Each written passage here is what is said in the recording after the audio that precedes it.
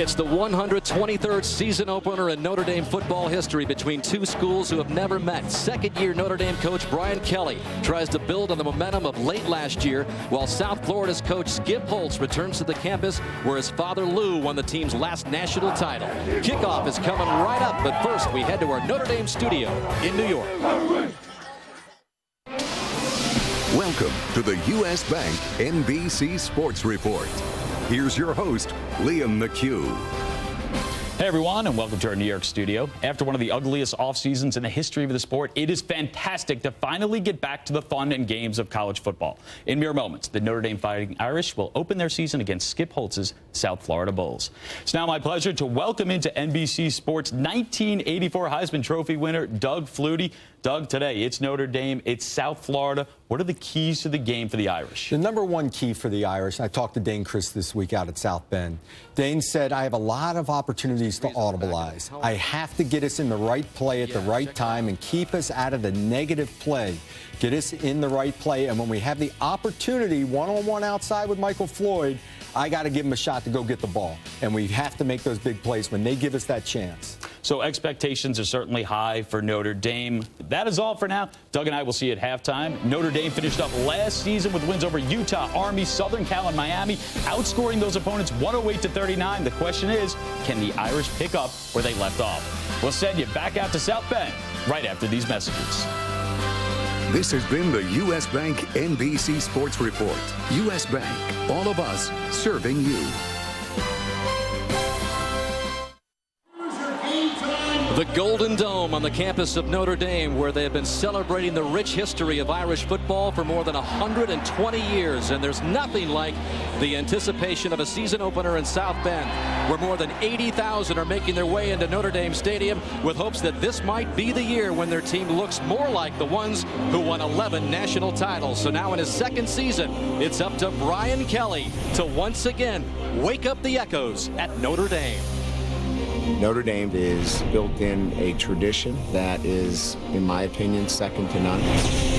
Here come the Irish. But Kelly's inaugural season at South Bend was a series of challenges, dipping to a low point of excruciating its season defeats. Reese heaves for the end zone in traffic, and it is intercepted.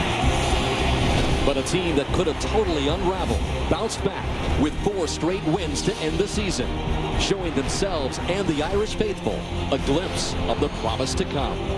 Reese drops to throw. He's throwing a long ball over the top. Touchdown, Notre Dame. So with key talented performers coming back, it has set the stage for a return to glory in 2011.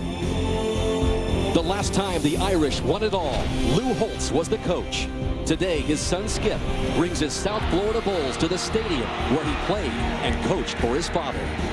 The 2011 Notre Dame season kicks off next. And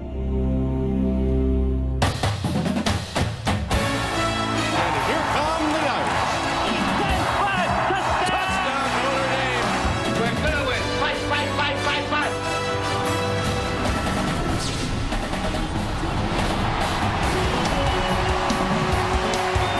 Here come the 2011 Fighting Irish of Notre Dame.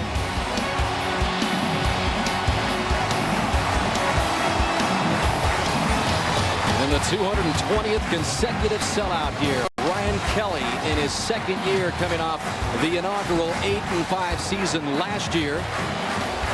And his starting quarterback, which he named just a week ago last Tuesday, the day that students came back to school here at Notre Dame, Dane Chris with a nod over Tommy Rees, the freshman last year, who led the Irish to those 4 wins to end the season.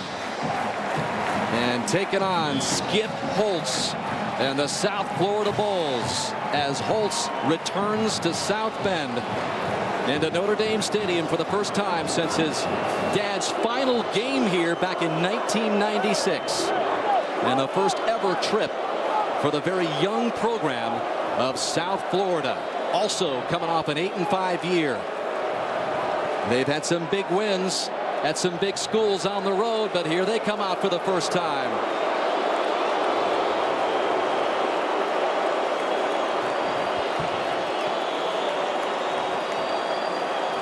So welcome to another season of Notre Dame football here on NBC. I'm Dan Hicks along with Mike Mayock, who is also in his second season like the coaches that we have here. We talked about Dane Christ.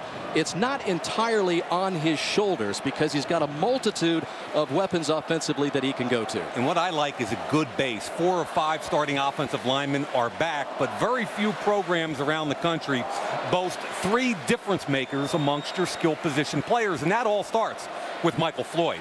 Now, Floyd had 79 receptions a year ago. He's 6'3", 2 1/4. He's going to win outside the numbers and in the red zone. So if you go over the top and double him with a safety, then you're dealing with Theo Riddick. Converted running back, make you miss ability. He's a big play waiting to happen. So if you want to play conservative zone, 2 safeties over the top, that opens up the run game. Sierra Wood, to me, averaged over 5 yards a carry. I think he's going to have a breakout season this year. So don't be surprised, Dan, if the Fighting Irish run the football in power formations more than they have in the past. Well, the South Florida Bulls head coach, Skip Holtz, the son of Lou, likes to refer to it, the media surrounding him, especially this week, as the circus. So that has been the big headline coming into this game for him. But if he is going to be successful on the field, Mike, he has to have a productive day from his elusive quarterback, B.J. Daniels. Yeah, and a year ago, I thought Notre Dame struggled with the talented spread-type quarterbacks. B.J. Daniels is a gifted kid. He's got 22 starts under his belt. The question is, which kid are you getting? The quarterback at Clemson that went 20 for 27, one with both his feet and his arm, or the quarterback against Florida and West Virginia threw 7 interceptions in 2 very winnable football games. So he's got special ability. He's a special kid. But, Dan, bottom line, he's got to take care of the football. And the good news for him is he's got the same offense for just the second year in a row for the first time in his career. First ever meeting between these schools, Notre Dame and South Florida, and it is a hot, humid day in South Bend. Temperature at 93 degrees, but the humidity is high, so it feels a lot hotter than that. And there is a very good chance of thunderstorms probably in the second half, but there's also a chance that they may skirt by us here, and we will go without a delay. So a huge day for Skip Holtz in the South Florida program. The program began just back in 1997, and we talked about the history of Notre Dame celebrating its 123rd season opener. So it'll be the Bulls who kick off, and it'll be Marvin Kloss, number 27, to get the 2011 season going for South Florida. And back deep for the Irish, Theo Riddick, number 6, will be a very busy player today. Ankle injury last year, just played in 4.5 games. But he is back deep for the Irish as 2011 is underway, and Riddick takes it about 5 yards in his end zone and takes a knee. So Dane Christ will come out for the first time at the 20 as we take a look at our starting lineups, brought to you by Adidas. Dane Christ, 2 season-ending knee injuries the last 2 seasons, the latest coming in Game 9 last year versus Tulsa. That is when Rees came on to provide the winning streak. Up front for Christ is an experienced offensive line. Chris Watt is the newcomer there at left guard. He's got a lot of weapons to go to, as we discussed. Floyd out there, T.J. Jones, Riddick, Eifert the tight end. But Sierra Wood could be a big key today, and he's looking for a breakout year. So Notre Dame starts at the 20. And it's Chris to begin out of the shotgun. And he flips it out to the right out of the backfield, and Sierra Wood. And Wood's got a first down and more. One into the clear in Bulls territory. Brought down finally by John Legist. But a huge gain of the first play of the year of 32 yards by Sierra Wood. When you have a gifted running back in open space, you really don't even have to make a big block. Look at Trevor Robinson come out.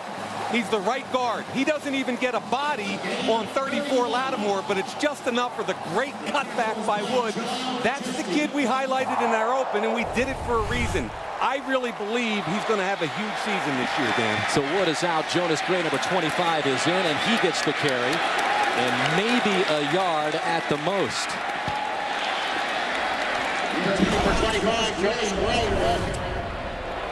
So the defensive line for the South Florida Bulls up front, probably the most celebrated recruit they've ever had. Ryan Giddens, number 97, the one to watch. Michael Linares, gets the start at linebacker. Sam Barrington and D.D. Lattimore, very quick linebackers as well. An experienced defensive backfield for USF, led by Quentin Washington, a fifth-year senior. And Chris to the air again, and Michael Floyd with his first reception of 2011. And he's down close to the 20-yard line. And another first down. It was a 3-by-1 set with Floyd backside. I don't know why Quentin Washington, number 2, watch him flash. And Floyd's going to catch the football in behind him. He jumps it, he makes a mistake. Floyd catches the football, and then he makes the Bulls pay with real good run after catch. Again, I don't know where Washington went on that, but the slant, the big body receiver turns it into a first down. Floyd on track to totally rewrite the wide receiving record books here in Notre Dame. He came into the game 8 from tying Jeff Samardzija on the all-time receptions list, so he just moved closer. And Wood moving closer to the goal line, and another first down perhaps. Jarrell Young, the free safety, coming up out of the defensive secondary. Athletic left tackle Zach Martin, center Braxton Cave. Watch those guys get out in front of it here and here. Real good athletic movement amongst the offensive line. Here comes Zach Martin, good block. You get him one-on-one on the edge, and a good tackle by Jarrell Young. But look at all that room. You got to have a contained player, and that time Notre Dame went 2 tight ends and ran power football. Just short of the first down. Second down, less than a yard, and it's Wood again getting the first down. Interesting, when we were talking to Brian Kelly yesterday, he was telling us that we're going to find out if Sierra Wood this year is a BCS back. Well, and that's where Kelly gauges everything, the BCS. Are you good enough to get us there? Understand, he was one of the most highly recruited running backs in the country 3 years ago. Didn't play as a freshman. Last year came out and had over 5 yards a carry. Now, he needs to step up to the next level, and to me, that demands patience. Patience to the hole, explode through the hole. So it's Wood again, pounding it up the middle, close to the 2-yard line. There has not been a 1,000-yard rusher for Notre Dame since Darius Walker back in 2006. Look at the interior push in here. The 3 guys on the inside, Watt, Cave, and Robinson. Really good job by Chris Watt. The left guard pushes the defensive tackle completely across the hole, and then Sierra Wood makes the correct cut. And Dan, we talked in the open. You might see him run the ball more than you expect, and they certainly have in this first drive. Couldn't be much of a better start for Notre Dame on its opening drive. And once again, it's Wood close to the goal line. And he's short, which will bring up 3rd and goal. So the Bulls defense stiffens at the right time, but the Irish will get another chance to push it across. Yeah, and this was an unbalanced line to the right side. 75 Taylor Dever coming out on the pull, but a real good job by the Bulls inside. Corey Grissom and McCaskill especially. So Wood takes a breather, and it's Jonas Gray as Chris works from the center. They give it to Gray, and Gray is short, and the ball comes loose, and the Bulls have it. And that is number 6, Kayvon Webster, with no one in front of him. You talk about a deflator.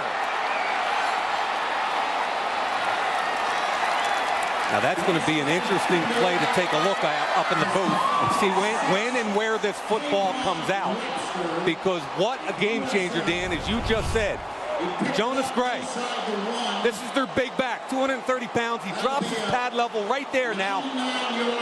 The ball gets ripped out, and I believe he's still up. If a whistle didn't blow, that's a touchdown, folks. There's another angle. Now he's stopped there and the ball's not out, but if the whistle didn't blow, he's certainly up. The ball's loose.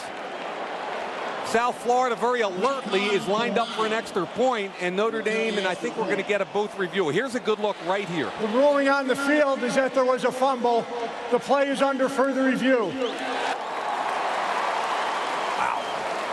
You want to talk about a game changer. Okay, there's the hit by Jarrell Young up top. He's the one that rips it away right here. Jarrell Young, the safety. There's the rip. There's no question he's up. And if a whistle did not blow, in my opinion, that is a legal play and a touchdown for South Florida.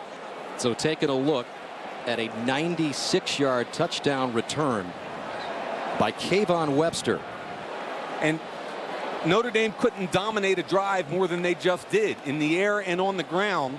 You get in a third and less than a foot situation. You put your big back in, and he puts it on the ground. I know Brian Kelly a little bit. Jonas Gray might not see the light of day for the rest of the season after that one. After further review, the ruling on the field is confirmed. Touchdown. You can't put the football on the ground, ever, let alone in that situation. And you can't quiet more than 80,000 quicker than that. Touchdown stands for Webster. And give Jarrell Young, number 1, total credit here. Watch him rip the football. Right there. So Macon Bonanni on to attempt the extra point for the Bulls. And after Notre Dame just ripped up the field with one big offensive play after another, Kayvon Webster picks up the fumble at the goal line and goes the distance the other way. Notre Dame Stadium in shock, down 7-0.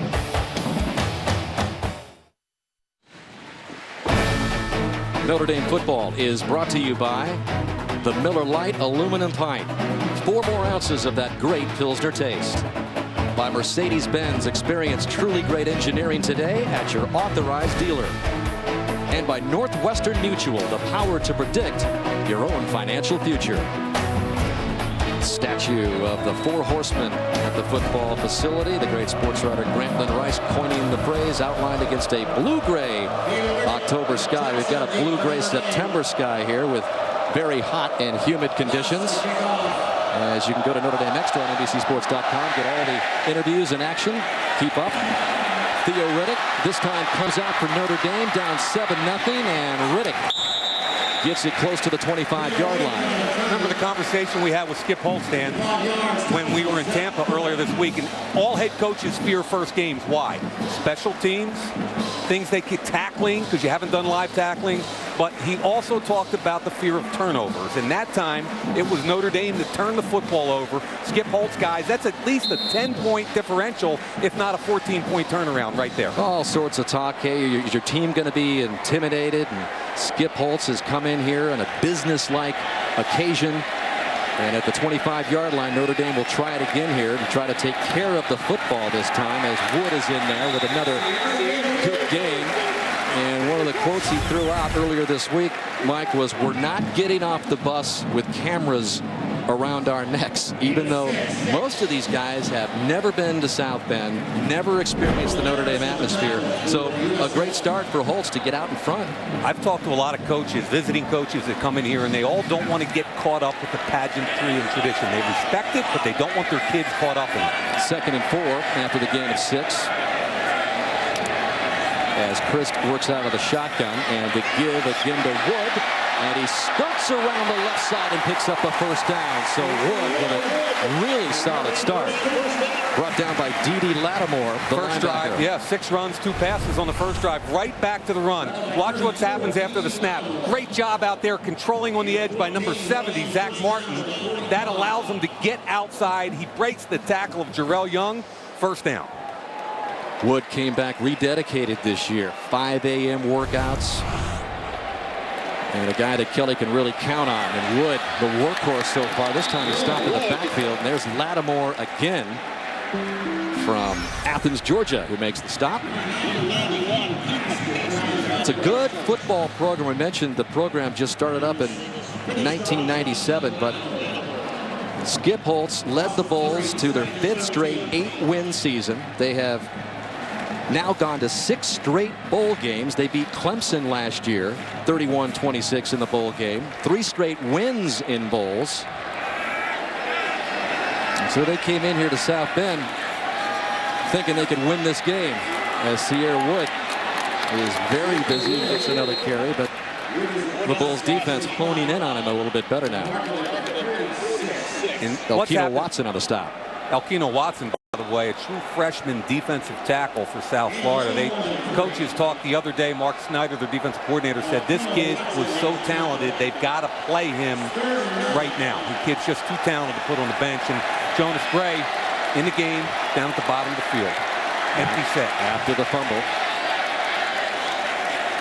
That's Michael Floyd up top. They're trying to get them to make some decisions. Spread the field. Chris looking Floyd's way. He goes underneath. They go out. to the midfield mark where he's got his tight end Tyler Eifert, but he is short of the first down, and that'll bring up a punting situation for Notre Dame. And we sat with Brian Kelly and talked about third down situations. Last year, they only converted 38% of their third downs. When I said, that's not a great number, Brian, what do you need to do? He said, I got to stay out of 3rd and 7. I'd rather be in 3rd and 2 to 4, and that's what happened there. 3rd and long, you're going to struggle to convert, and your number's going to stay low. Back deep for the Bulls is Terrence Mitchell, number 10, as Ben Turk punts for the first time in the game. And it's not exactly a stellar punt to open things up. So the Irish forced to punt in their second series, already down 7-0. There is one moment in every game that changes everything. That is the idea of the series premiere of NFL Turning Point coming Thursday. NFL Film is a part of this series coming September 15th to Versus. Yeah, and I work in that building in Mount Laurel, New Jersey at NFL Films. And you want to talk about passion and dedication to football. It's Ed Sable and Steve Sable. It's beautiful. Well, there's less than 8 minutes left in the opening quarter, and B.J. Daniels still hasn't taken the field, the quarterback for South Florida. 11 touchdowns last year, but 13 interceptions. As we take a look at our starting lineups, brought to you by Adidas. The big change up front is Chaz Hine. He's a veteran offensive lineman, but for the first year, he is at center for Daniels. Lindsey Lamar, number 5, among a host of wide receivers for B.J. Daniels that are very fast, and he'll go to all of them. So Daniels from the shotgun. Demetrius Murray, they kind of bump into each other in the backfield. And you'll see a lot of this play action option, slide in and out of the back coming out. He may go out, roll out, pass. There's a lot of looks he can give. And sometimes the mesh point, right there where the quarterback and the running back are connected, sometimes that gets sloppy because the quarterback's trying to do a great job and the tailback's trying to take the football. Well, they still gained 4 out of a somewhat bumbled play. And Daniels this time keeps it. And it looks like he got the first down as he went out of bounds. And again, that is the danger of Daniels. They have both planned and unplanned runs. And you're going to see Evan Landy, a former wide receiver who's now a tight end, come around in front, and he doesn't even have anybody to block. Notre Dame loses contain inside. Both linebackers. Danny Fox goes down. First down. First down. Too easy right there. From the 38. Bulls already up 7-0. Daniels out of the shotgun, runs it right up the middle. Gets close to more first down yardage. This is not the first time that B.J. Daniels has been to South Bend. In fact, after losing his helmet, he came to South Florida not only to play football, but also basketball. He came to Notre Dame as a part of the basketball team a couple of years ago and pointed out to us quickly that they got beat pretty badly by a superior Irish hoops team. Yeah, and he didn't have to wear the helmet then, and on that particular play, he didn't wear it now. Just short of the first down was the headless Daniels. The fake, and to the near side. And he's got Sterling Griffin, another one of those wide receivers who Daniels welcomes back after they were out. Evan Landy, the tight end / wide receiver. He's the point man in bubble screen. You're going to see 6 to 10 bubble screens today. They take care of you horizontally. Watch the block. Now, athlete in space. Good block by Landy, and Sterling Griffin gets up the field. Griffin's back after an ankle injury. Had him redshirting last year. So 1st and 10, Daniels with a play action fake. Looking downfield and deep. And overthrows Sterling Griffin. As we set the Notre Dame defense for you, Gary Gray was on the coverage there of Griffin. Ethan Johnson up front, the leading active sacker for Notre Dame with 12.5 sacks. Winar, Captain Lewis Moore join him up front. Manti Te'o, who is on everybody's All-American list, anchors the Irish linebackers, and Harrison Smith, who had all 7 of his career interceptions last year, as the leader of the secondary. Now, I played a lot of safety in my life, Dan, and I would hate playing this type of offense that South Florida runs. They spread you horizontally. We just talked about bubble screen, right? They came right back to it. 6 to 10 times you're going to see bubble screen. So they spread you horizontally, and then they run game. They want to get it right up there. Aaron Lynch, a defensive tackle. This is a 20 formation. It's heavy run and option. Watch out for option. Huge Notre Dame freshmen getting their first action. And this is Darryl Scott, who is stormed at the line of scrimmage. Notre Dame freshman class, Mike, the tallest in school history. 13 of 24 of them are some 6 feet 4 or more. Yeah, and again, a lot of heralded young freshmen. But that time it was Captain Lewis Moore, one of the seniors. You saw Lewis Nix, the nose tackle, number 9. When you start mixing in Aaron Lynch, who's an 18-year-old freshman, with Lewis Nix, who's a redshirt freshman, all of a sudden, here comes a field goal opportunity, but all of a sudden they're one of the most athletic and biggest defensive lines in the country. This is a 49-yard attempt for Bonanni, who was 17 of 21 last year. It's got enough leg, and it is good. And South Florida adds to its lead.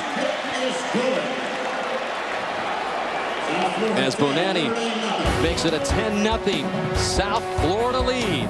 Still in the first quarter. 4:45 left in the season opener at Notre Dame.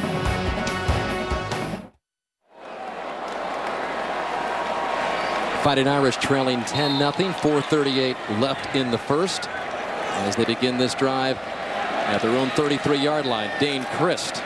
And a handoff to Jonas Gray, who had the fumble earlier, which led to the 96-yard return for a touchdown.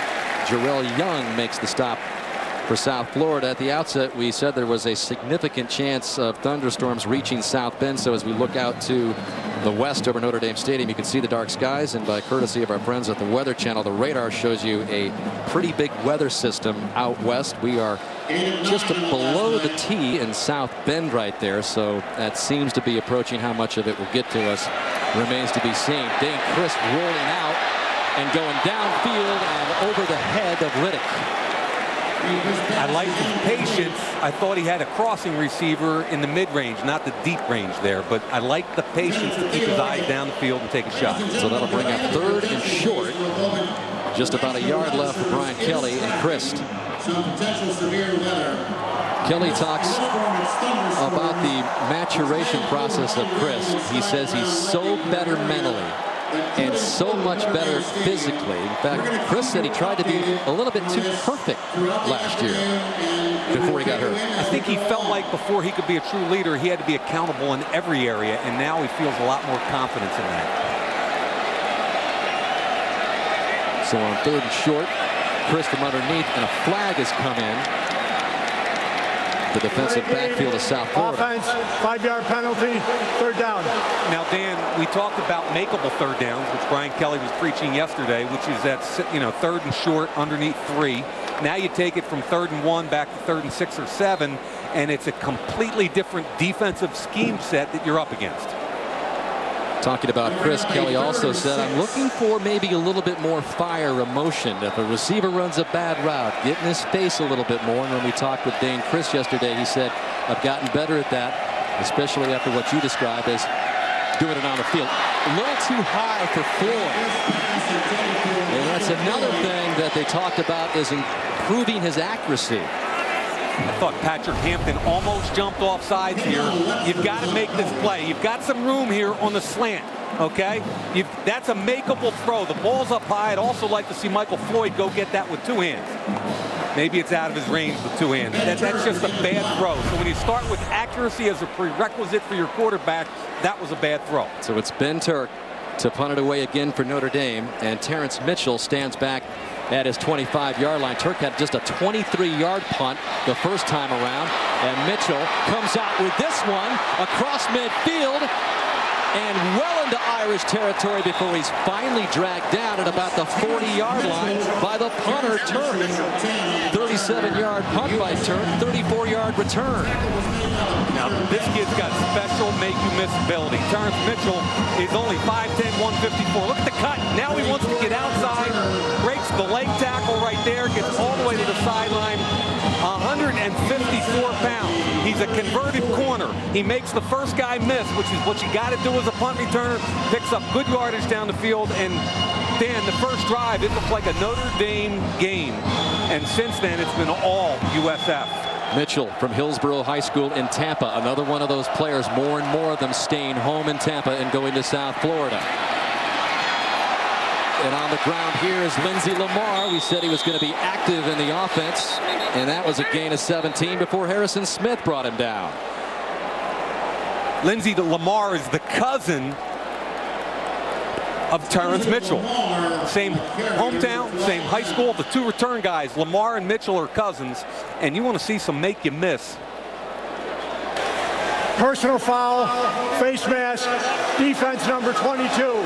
Penalty is half the distance to the goal. Wow. First down. So Smith made the stop but grabbed onto the mask. Yeah, but you know, before that, the tackle was missed by Zeke Mata. Right there is 22, Harrison Smith, who I think is one of the better safeties in the country. He gets a piece. That's a good call. And the Bulls on the move. Ball just outside the 10. And the ball is loose. Daniels has it, but that wasn't great. And another flag comes in. I think that's going to be another face mask. Maybe on Smith? It could be back-to-back on Harrison Smith. And again, he's their best. Personal foul, face mask, defense. Penalty is half the distance to the goal. First down. Wow, the leader of that defensive secondary. Second straight face mask. And here's Harrison Smith again. Going too high, gets a piece. That's a good call. Now, give Daniels credit. He doesn't even see the football coming. One hand. Remember, he was Pops a basketball player. One hand, pops it up.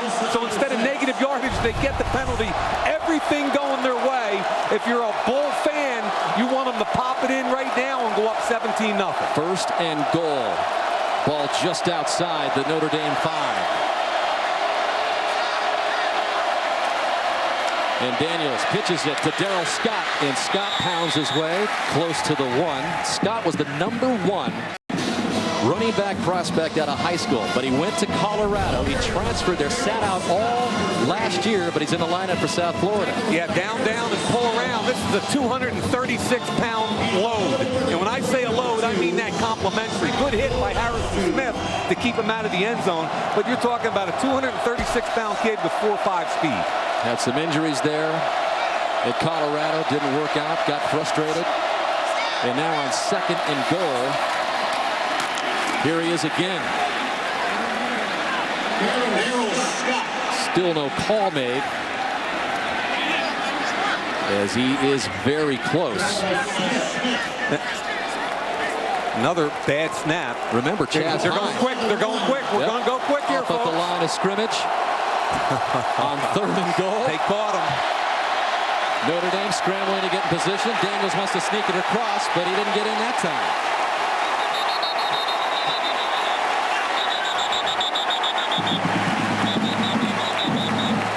Hey, you know, Dan, there's a situation where Daniels had what he wanted. I don't know why he didn't snap the football and get the penalty. Notre Dame had guys running off the field. Okay, look, all the confusion out there.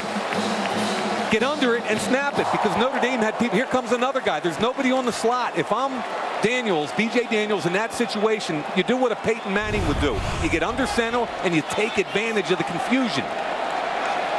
So on fourth and goal, Micon Bonanni, who already hit a 49-yarder. This a chip shot from 17 yards. And he busts it through for a 13-0 South Florida lead with just over a minute left in the first. Outside of Notre Dame Stadium at Lou Holtz Gate, where the Irish trail South Florida 13-0. And it is probably here where you find the most poignant link between South Florida head coach Skip Holtz and this university. It's a statue of Lou Holtz, erected in 2008, depicting Holtz calling a play. And you see there the wide receiver, Tim Brown, as Holtz is looking at. A lot of people think that this man right here is quarterback Tony Rice. Well, it's not. It is Skip Holtz. Skip played here in '86 for his father as a walk-on, was, of course, an assistant on his father's staff in the early 90s. And Dan, Skip Holtz has told his team a lot about the history and the legacy of Notre Dame, but he has not showed them this statue, trying to downplay it all week long. Thanks, Alex. I think he's not going to show him, and partly because what he told us, he said, you know what? I'm a lot taller than my dad, and it wasn't depicted in that statue just outside the stadium. Everybody was the same height, including Tim Brown. So Marvin Kloss kicks off, and this is Bennett Jackson on the return for Notre Dame. So they'll start at the 32-yard line, down 13-0. Well, Skip Holtz did not get a lot of playing time outside of special teams. This is not his favorite highlight. Didn't have a lot of them to begin with, but this was back in 1986 as the Irish played USC. That is Skip Holtz running into the punter. And you don't think he didn't hear about this one, especially after we dug up the video. You want me to break that one down? Slow, you can't jump, bad angle. Other than that, compounded by a penalty. A promising player. First down and 10 now for Dane Christ and Notre Dame. Shutout so far. They took the opening drive right down the field. This is T.J. Jones, though, for a good gain and a first down. Gain of 13 for Jones, who lost his father earlier this year from a brain aneurysm. Very sad day earlier. They looked for the stutter right in here at the slot. I like the read. The stutter wasn't there, and this is an older quarterback. Sees it's not there, comes back to his secondary receiver. Good job by Dane Christ. His father played defensive end on the '88 national championship team. Sierra Wood for another first down. Jarrell Young caught him in the secondary, but not before a gain of 18. I told Michael Floyd yesterday in our meeting that I love the way he blocked. Watch him down the field work. He knows his run play. You've got a corner that's running away. All you got to do is get in the way. You don't have to kill people in the run game at wideout. You've got to use proper leverage and let your running back break off of it. Wood now has 60 yards on 9 carries. And this looks a lot like the opening drive for Notre Dame when they charged down the field. He's checking. He's got his big receiver here, but a safety over the top. Here comes blitz from the corner. The quick hit to Floyd on the corner, and Floyd close to another first down. I think he got it. That's the perfect call against the corner blitz. The corner, Washington, comes off the edge, and they do a great job anticipating it. Now the safety has to come over the top and cover Michael Floyd. He's playing soft and off. Jarrell Young makes the tackle down the field. So the end of the first quarter in South Bend. Tommy Rees giving Dane Christ a pat on the back, but down 13-0, and we'll return to Notre Dame Stadium after these messages from your local NBC station. Notre Dame football, you're watching on NBC. 16th ranked Notre Dame trailing South Florida 13-0 as they have a first down at the Bulls 26. And this first down line brought to you by Xerox.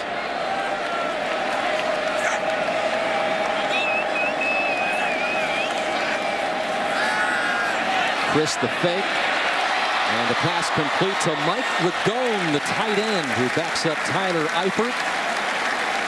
And a good half-field read by Chris. They had the deep route to the corner, which was well covered. Chris looks down the field. Deep route is not there, so you check it down to Ragone. Wide open in the flat, put the football away. Good tackle by Quentin Washington, but a real solid play by Notre Dame offense. And that's good enough for a first down for Ragone, who's been plagued by injuries. Missed his sophomore year with a knee, slowed by a quad injury, and they keep it on the ground to Wood. And not much of a gain there at all. So more than 80,000 here, but silent. Very quiet in the stands. Barrington has moved to the Sam linebacker today. Linares moved up in his place. And as you look around the stadium, I think people are stunned. 13-0, especially after that first drive. And Dan, this is a key point of the game. You hate to say that early, but Notre Dame's got to put points on the board and get this thing turned around right now. So second down and 8.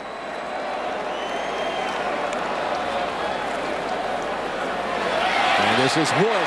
He's got a first down, and he's in for the touchdown. A flag flies in right when he crosses the goal line. I think there's a hold on the outside, and it might even be the receiver. I'm almost sure it's a hold on Notre Dame out wide. Could be Floyd. Holding. Offense number 3. 10-yard penalty. Second down. Just complimented him on his blocking, and you could walk into the end zone here. Floyd up top of the screen. That's good to there. But you can see the hands holding right there on number 2, I believe it was, Quentin, yep, he's on Washington, and there's the hold. You can see it much better. Whenever a ref sees fabric pulled, you know he's going to throw his own cloth. Boy, mistakes. You're talking about the first drive fumble, 2 face masks, the punt return by South Florida, and look at the penalties. 7th in the country a year ago. They've already totaled that much today, 4 early in the second quarter. 2nd down and 18. Kelly wants to get the offense going. Chris caught from behind, escapes, slides in for maybe a first down. Ryan Giddens was there before, just when Chris slid. Giddens is their best pass rusher. Coming on number 75, Taylor Dever on the right side. Comes off the edge, he dips and rips. Good job by Chris, feeling the pressure, stepping up into it. Is he the most athletic kid in the country at that position? No, but that's a really good job. So they're going to come out to measure to see if Chris gets the 1st and goal. Just short. 8 inches short.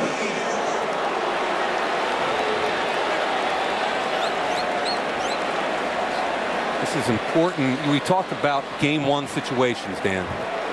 Mistakes that head coaches like Brian Kelly are scared to death of, and Notre Dame's done them all, and South Florida's played clean. Key to the game, play clean. It's 3rd and 1.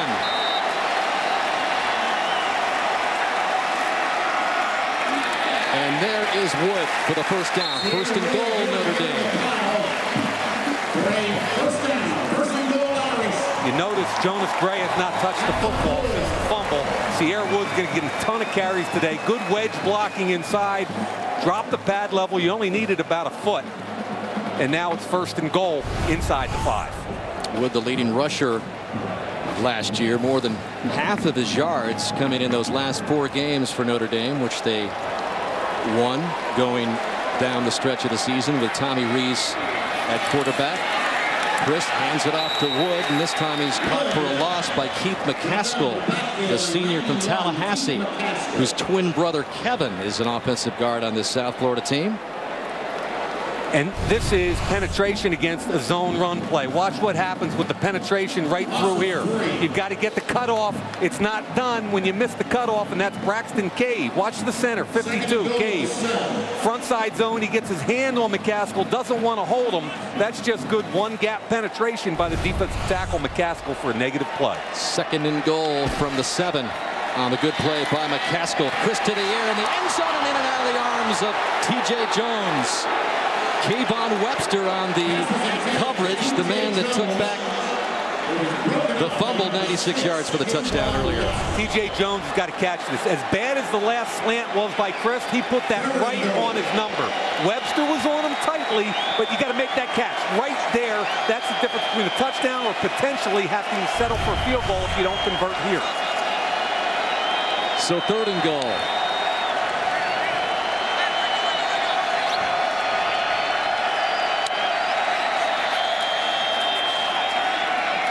Chris to the end zone, intercepted. And it's D.D. Lattimore who stops the Irish drive.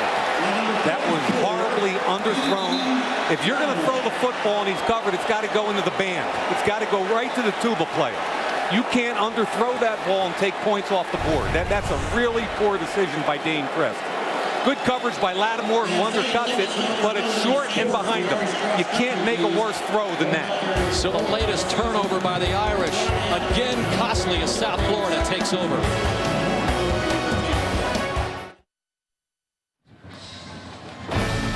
Notre Dame football is brought to you by Geico. 15 minutes could save you 15% on car insurance. By Discover Card, it pays to discover. By Coca-Cola Zero, real Coke taste and 0 calories. And by McDonald's, I'm loving it.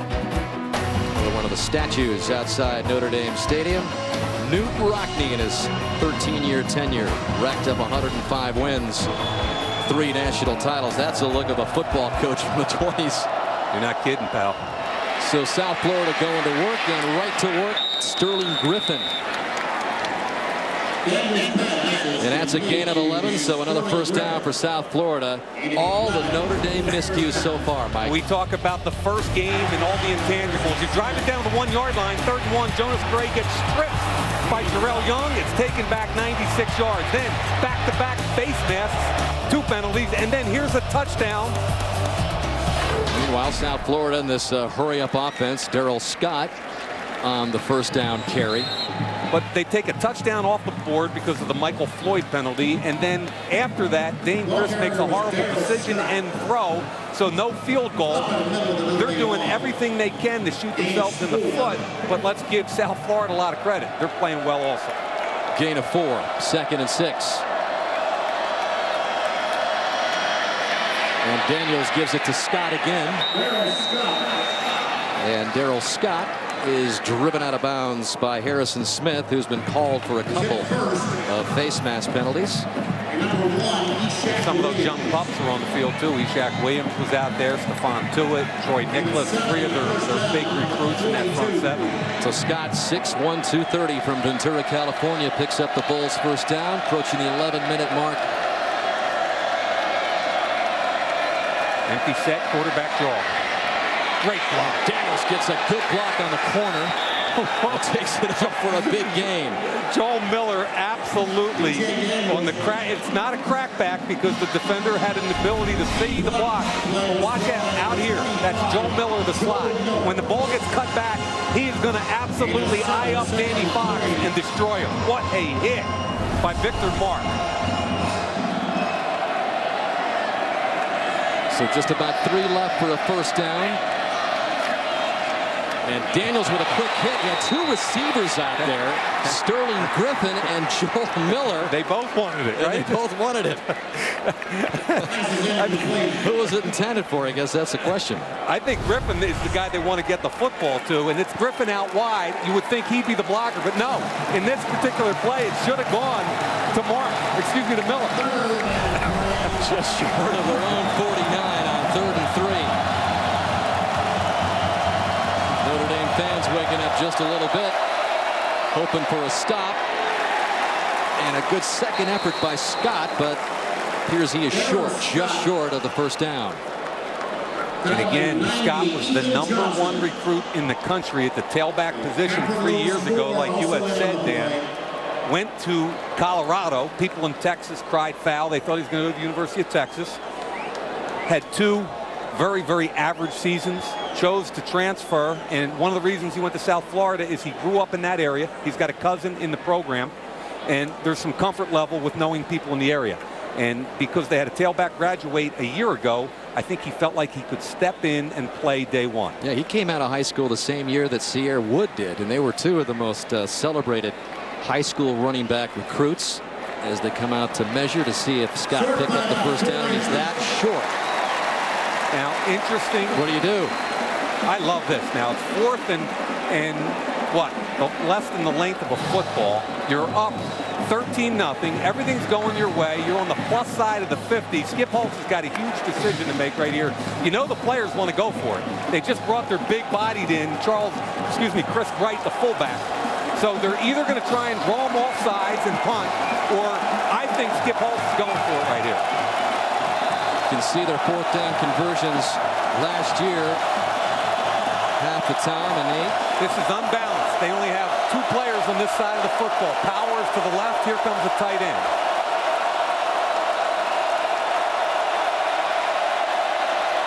And a pitch to Scott. And he's got the first down. Blanton ran him out. They had a chance to get him behind the first down marker, but Scott was able to skirt around to move the chains. Yeah, Carlo Calabrese, the linebacker, who's a short yardage goal line guy for Notre Dame. Right here, he gets penetration. Now, once you're through, man, you got to make that tackle. That's a difference maker again. Let's give Darrell Scott a ton of credit for running through the arm tackle. Bulls into Notre Dame territory at the Irish 47, leading 13-0. And Daniels with a fake, keeps it himself. Another first down. Robert Blanton ran him out of bounds, but again, another example of what makes him so dangerous. Gain of 12 as he faked it up the middle. Zone read. again, and watch what happens backside. As we run this replay, you're going to see the contain completely. Darius Fleming, who's a senior, he fights. There's got to be more discipline on the backside for Notre Dame. Daniels to the air. Evan Landy complete. And clock continuing to roll with 9:20 left as we take a look at the Miller Lite Taste Greatness. And we take a closer look at what Notre Dame's defense did last year. Wasn't a good start to the season in 2010. First 9 games, you look at the record, points per game, rushing yards per game, and then the last 4 games when they tightened up and went unbeaten down the stretch. Second down and 5. Demetrius Murray gives Scott a break, and this time Notre Dame's defense is all over it. Now, I've talked a lot about this offense in South Florida. I watched 6 of their games on tape from last year. Would hate to play against them. Dan, I said 6 to 10 bubble screens. I think they've already run at least 5. So they spread you horizontally, and now they got a 3rd and 5 situation. They've got bubble out here, or they can run it back that way. Spread you across the field. Just inside the 30. Left Notre Dame. Flags come in. Stops the play. It might have been tackle Popek, 74. False start. Offense, number 74. 5-yard penalty. 3rd down. That is a drive staller right there. Popek right here has 9 starts in his career. You can see how anxious he is. He knows it's a rollout to his right. He can't lose a guy inside. He couldn't wait to cut off that inside gap. So now with a penalty, it's 3rd and 9. Moves the ball back to the 34. And out of the shotgun. Daniels trying to get out of trouble. Brought down the line of scrimmage. Manti Te'o, haven't called his name really at all so far, but coming off a year when he made 133 tackles, the most by a Notre Dame player in nearly 20 years last year. Te'o, just great individual effort, makes the tackle. Huge play. So that brings up 4th down. And again, it's Maikon Bonani who's already hit a couple. One from 49. This would be a career long from 52. So I guess he's feeling it. And the Bulls give him a go. And it's no good. So Bonani misses for the first time today after helping South Florida to a 13-0 lead. Notre Dame trailing South Florida 13-0. Dane Christ now about ready to try and get something going on offense. In his last series, he threw a pick, and Brian Kelly with an absolutely livid reaction to it, telling his quarterback that he had his receiver, Michael Floyd, in the end zone wide open, Dan. All right. And there it is. We're looking at it now, Alex. He forced it. It was underthrown, so I didn't like the decision. I didn't like the throw. You expect more out of a seasoned quarterback. So with a missed Bonani field goal, Notre Dame sets up at the 35, and flags come in, stop the action.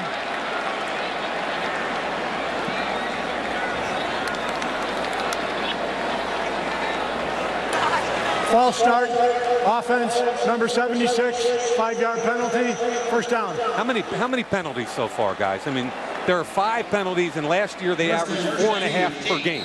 So we got 5 halfway through the 2nd quarter. That was Andrew Nuss, the 3rd guard. 5 penalties, which have accounted for 38 yards.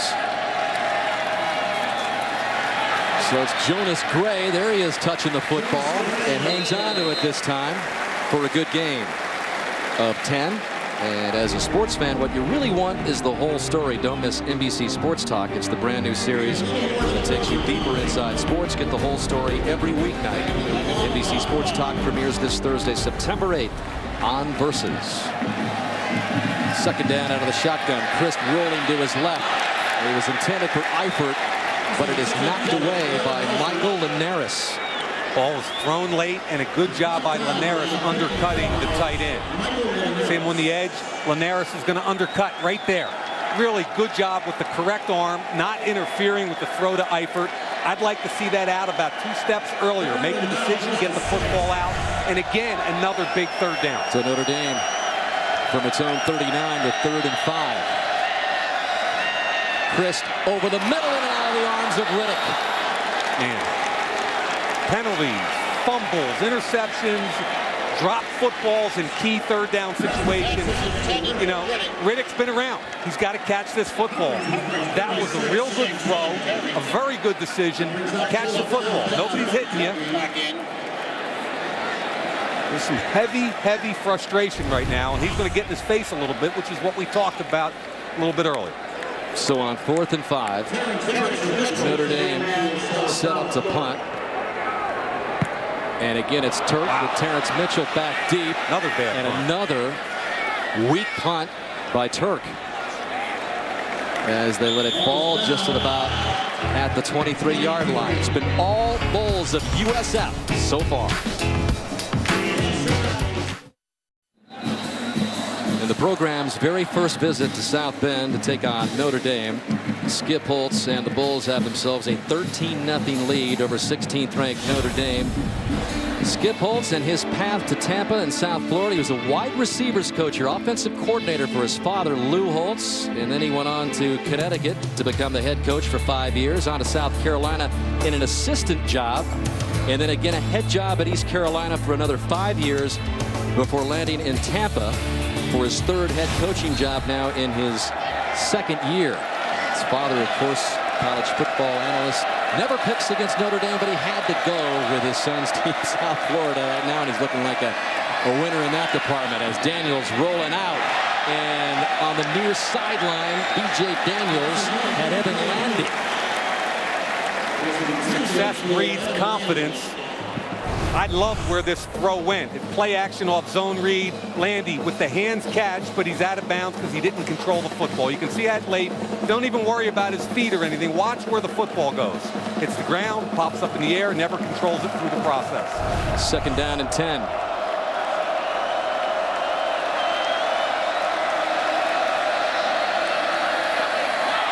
The exchange is bobbled again as Daniels was locked up there with Scott, almost as if he was indecisive on whether he was going to give him the ball or not.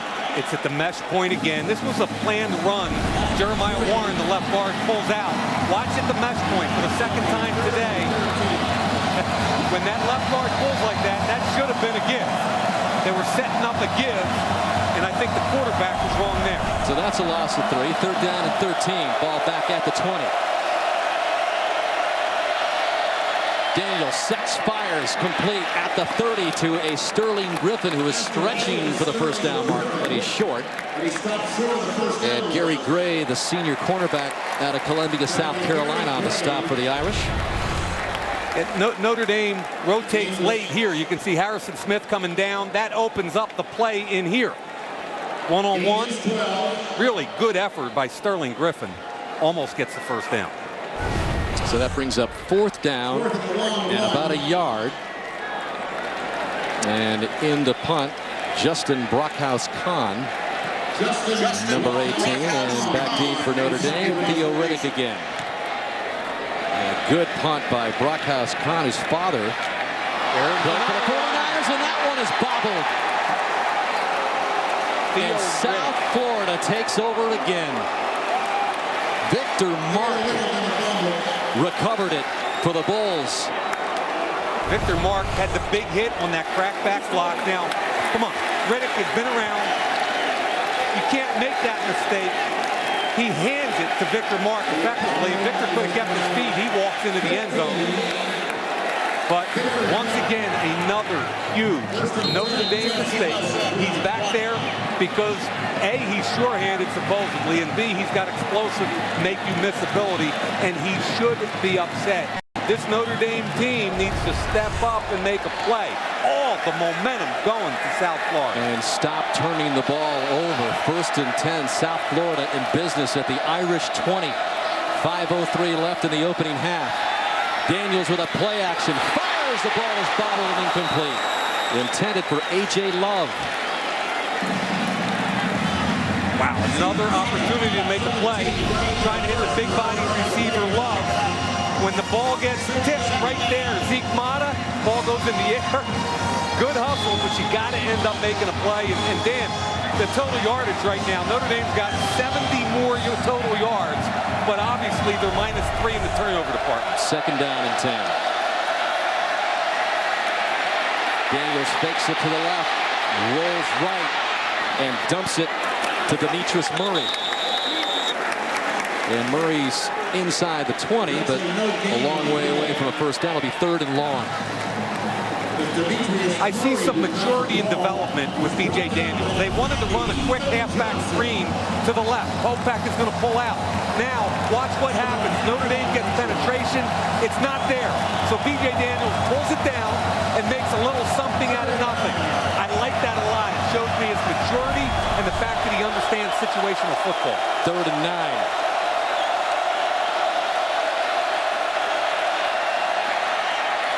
And this is in and out of the arms of Joel Miller. I don't know. Danis Estenor might have caught it. What do you think? The right guard.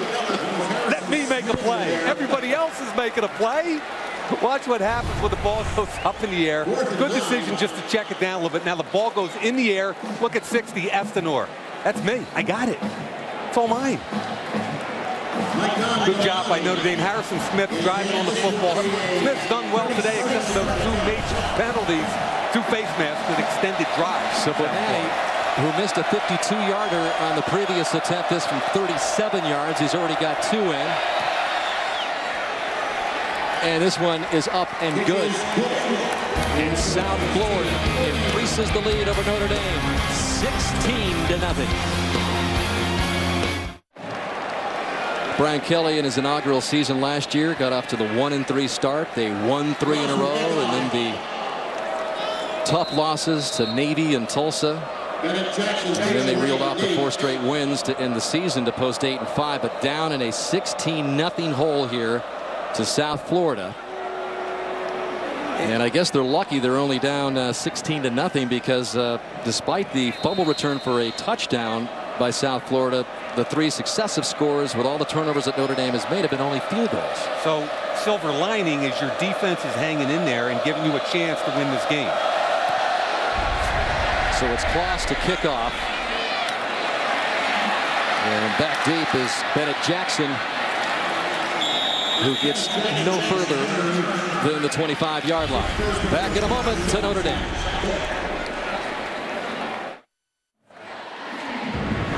16-0, cause and effect. You turn the football over, the other team's going to score. Jonas Gray, after a great drive, has the ball stripped by Jarrell Young. 96 yards later, it's a touchdown. D.D. Lattimore steps in front of a poor Dane Chris pass. And finally, come on, Theo Riddick, ball pops up in the air. Great job by Notre Dame's defense, stopping South Florida, forces a field goal. But I'm telling you right now, Irish are fortunate to only be down 16-0. And the turnover average last year, already above that. In this opener of 2011, Dane Christ with 4 minutes left in the opening half, flushed out of the pocket, and down he goes at the 15-yard line. Julius Forte, the 3rd defensive end. His nickname is Juju, and he's got an explosive edge pass rush ability. Coming off this side, here he comes. He flushes and keeps him. He doesn't lose contain, working against Taylor Dever. Really good job by Julius Forte. Loss of 11 as Sierra Wood takes it across the 20 and gets close to getting back to the original line of scrimmage. Now, Dan, let's talk big picture. 16-0, you're losing. You've got a 3rd down situation here after a 1st down sack. You've got 3 1/4 left in the first half. So you've got to make a play here, but you can't take a sack or throw an interception. And your punt game, by the way, hasn't been real good either. What, a 23 or 24-yard punt and another short punt? So everything they're doing, you look, Brian Kelly's got no answers. 3rd and long.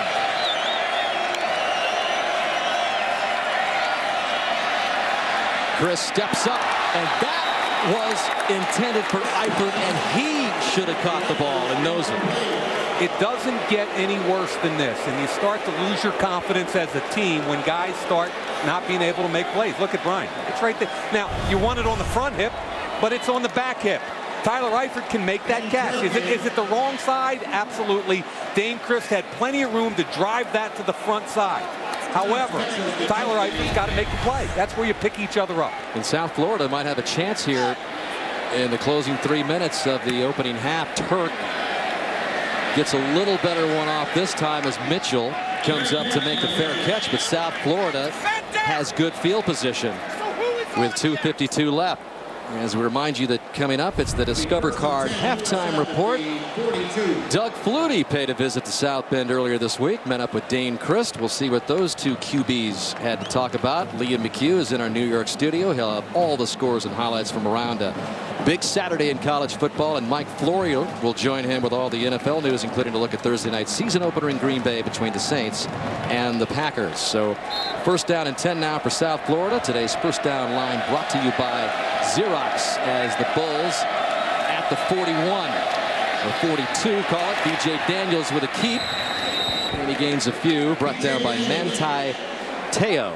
I am really surprised at the lack of contain on zone read all day by Notre Dame. And that time again, it was Darius Fleming coming down, and Daniels getting outside him for an excellent gain on first down. Well, Manti Te'o told us that he gets a text from his father, who's his only football coach growing up, always at halftime. He says it's always good news when it's short. I have a good feeling it might be pretty long this time. I agree, and by the way, I just saw lightning outside the stadium. And it is raining now on 2nd and 5 for Daniels, who gives it to Darryl Scott. Scott close to midfield, short of the first down, brought down by Te'o. Fleming with good penetration. He forced the bounce. Te'o cleaned it up, and now we're looking at a 3rd and short.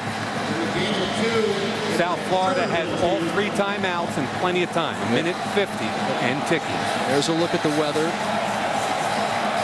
Raining, lightning in the distance. They made an announcement earlier in the game to the fans, the possibility of weather coming in. On 3rd and 2, Daniels thought about running, instead throws it away.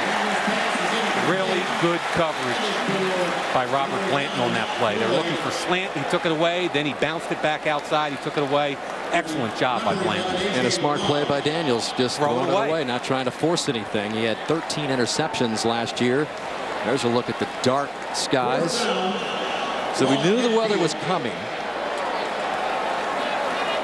And as I look at the radar right now, that green stuff doesn't look good, but maybe it will skirt a little bit to the north of us. That's where it seems to be heading at the moment. Theo Riddick, who mishandled the previous punt, stands back. Fair catch comes up. That's just a great hangs on. Wow. At the 13. I'm not even sure you want to catch that football when right after you drop one. Look at the motion here. That's great concentration, because right there, 51 from South Florida. Bullock almost made the play. 16-0 South Florida. Look at the darkening skies west of South Bend, but the only good news right now is it's dropped the temperature just a little bit. There's a look at the radar. Again, we're in the bottom of that T in South Bend, so maybe we'll get lucky and the weather will head north of us. Dane Christ on 1st and 10, tosses it out to Theo Riddick, who's brought down behind the line of scrimmage by Lattimore. You know, Lattimore is an interesting kid. He's only a sophomore. Last year, he was Big East freshman player, all freshman team, 69 tackles. He can run, and this whole defense can run. Here we go with a hurry-up offense. Christ intended for Eifert, incomplete. 2nd down. Dan, I really think Notre Dame's a little surprised by the defensive team speed of South Florida. Correction, 3rd down for the Irish, under a minute left in the opening half. Irish are shell-shocked. Can't even say it.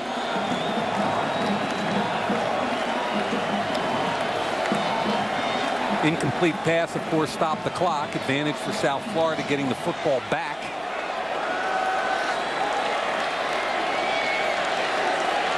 Interesting to see what happens in the 2nd half. Brian Kelly saying, let's get in the locker room. There was a possibility, we're bringing that got to be a timeout by South Florida. As the boos come in now, there was a possibility that Everett Golson, the true freshman from Myrtle Beach, South Carolina, a prize recruit and quarterback, would come in and give Brian Kelly a change of pace on offense. It's a distinct possibility. It wouldn't have been a surprise to see it in the first half. We haven't seen it yet, but you have to wonder about that for the 2nd half. He's a special kid with tremendous ability both with his arm and his feet. Now, Brian Kelly's working with an upperclassman in Dane Christ. I'm not sure he wants to put a true freshman in the crucible of a game like this, down 16-0, and saying, okay, kid, you turn it around. Right. That's a lot to ask for, and the game could get out of hand quickly if he turns it over. But he's a kid that we got to keep our eye on because he's got special ability.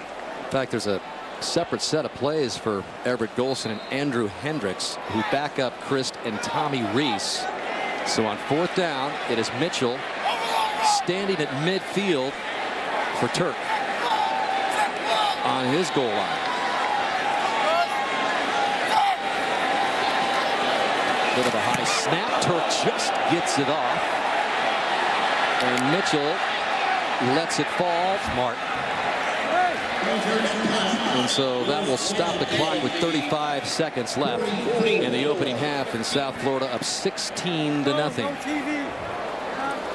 And again, I'm telling you, 35 seconds, the ball's on the 45-yard line.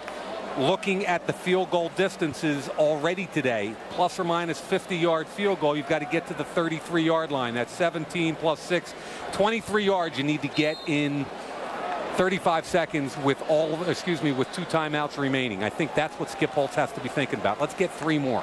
South Florida at their own 44. I look like draw, screen, or something underneath to kickstart this thing. Pitch. Daniels out to Griffin. And Griffin stopped short of midfield by Gary Gray. With 2 timeouts left. I thought they might take one there. Really taking their time lining up.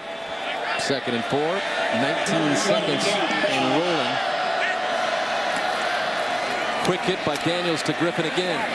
And he picks up the 1st down. Again, Gray on the coverage. This time there's a timeout. Skip Holtz jumping off the sideline looking for a timeout. South Florida, 2nd timeout of the half. And that leaves the Bulls with 1 with just 10 seconds left. Skip Holtz, and again, trying to not put too much focus on this game and all the hype that came with it, said, you know what? No matter what happens here in South Bend, still goal number 1 is win the Big East. They haven't been in the Big East long, but the best they've done there is 4-3. He said it would be a great win, obviously, for the image and the perception of this program.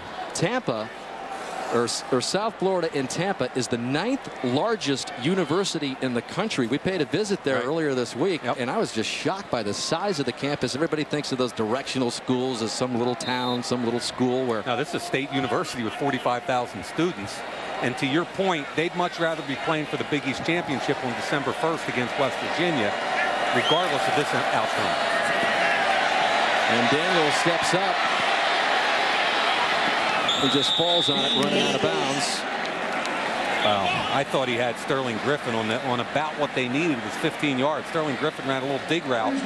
You got to rip that one and give yourself a chance to kick a field goal. Like he wanted to throw it, and then he darted back out to the outside with 1 second left. Actually, they're going to reset it. They put more on the clock with 3 left. Jeez, I really thought he had a chance to make a play there. So Sterling Griffin is working outside in. Take a look at what happens right there. I know you've got Harrison Smith sitting inside, and he saw Harrison Smith, but if you rip it and that receiver sits down, all of a sudden you're in field goal range. And they're just going to fall on it here, and that will bring the opening half to a close, and Notre Dame goes to the tunnel, hearing boos at Notre Dame Stadium as South Florida has built a 16-0 lead over the 16th ranked Irish of Notre Dame.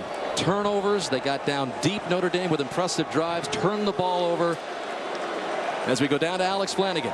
So, Skip, how important was it for you to come out here and hit them hard, do something meaningful early? Well, playing a physical brand of football, I mean, that's part of what we do. That's how we've been playing.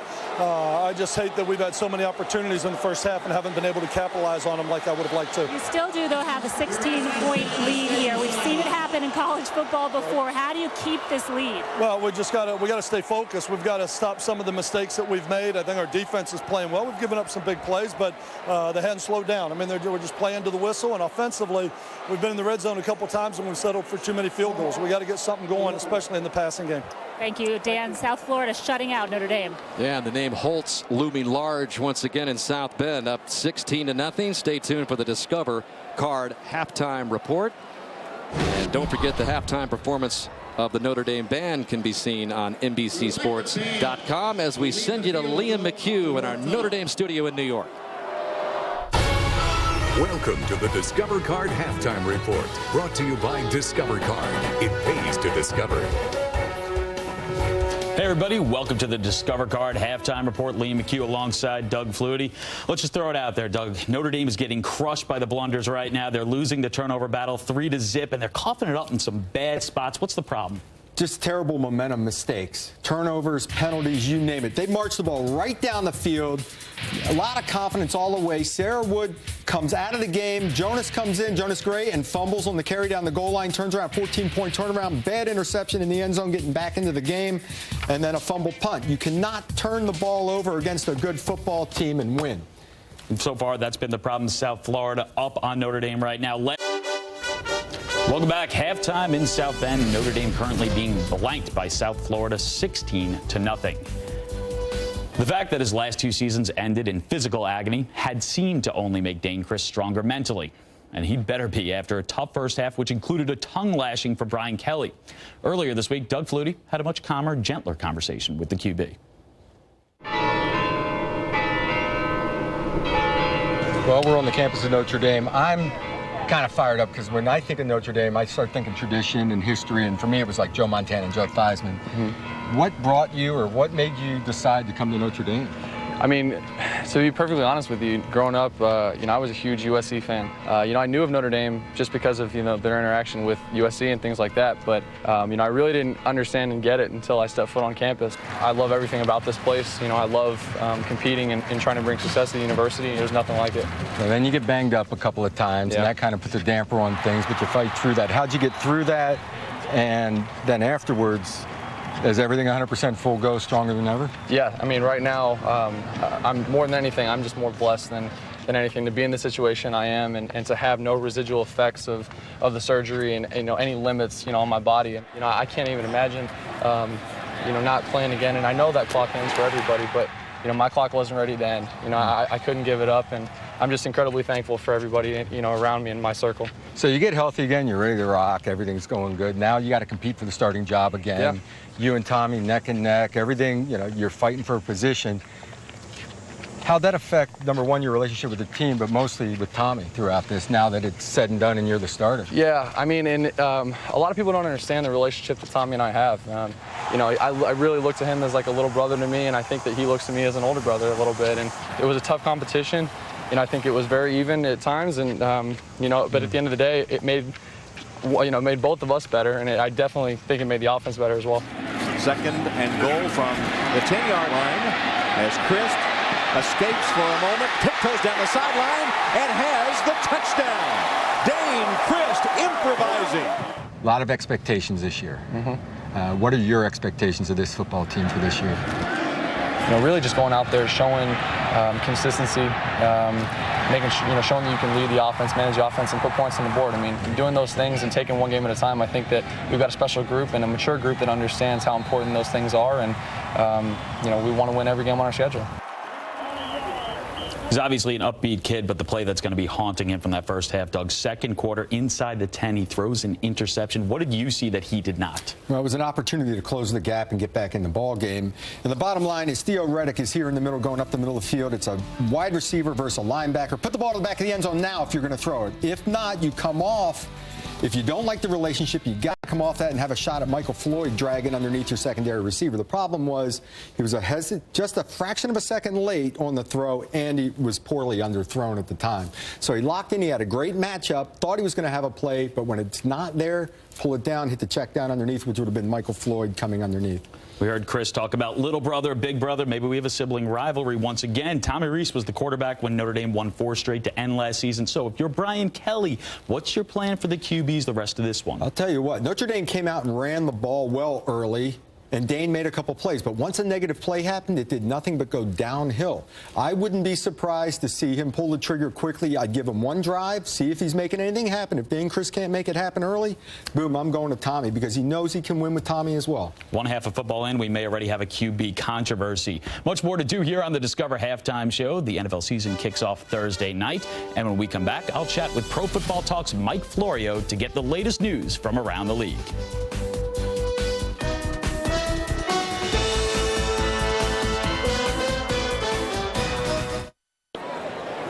Back here at Notre Dame Stadium, and just as both the Notre Dame Fighting Irish and the South Florida Bulls were running into the locker room, the announcer on the PA here at Notre Dame Stadium announced an evacuation of the stadium. You can see a lot of folks have not paid heed to that advice as they have stuck around here with weather in the area.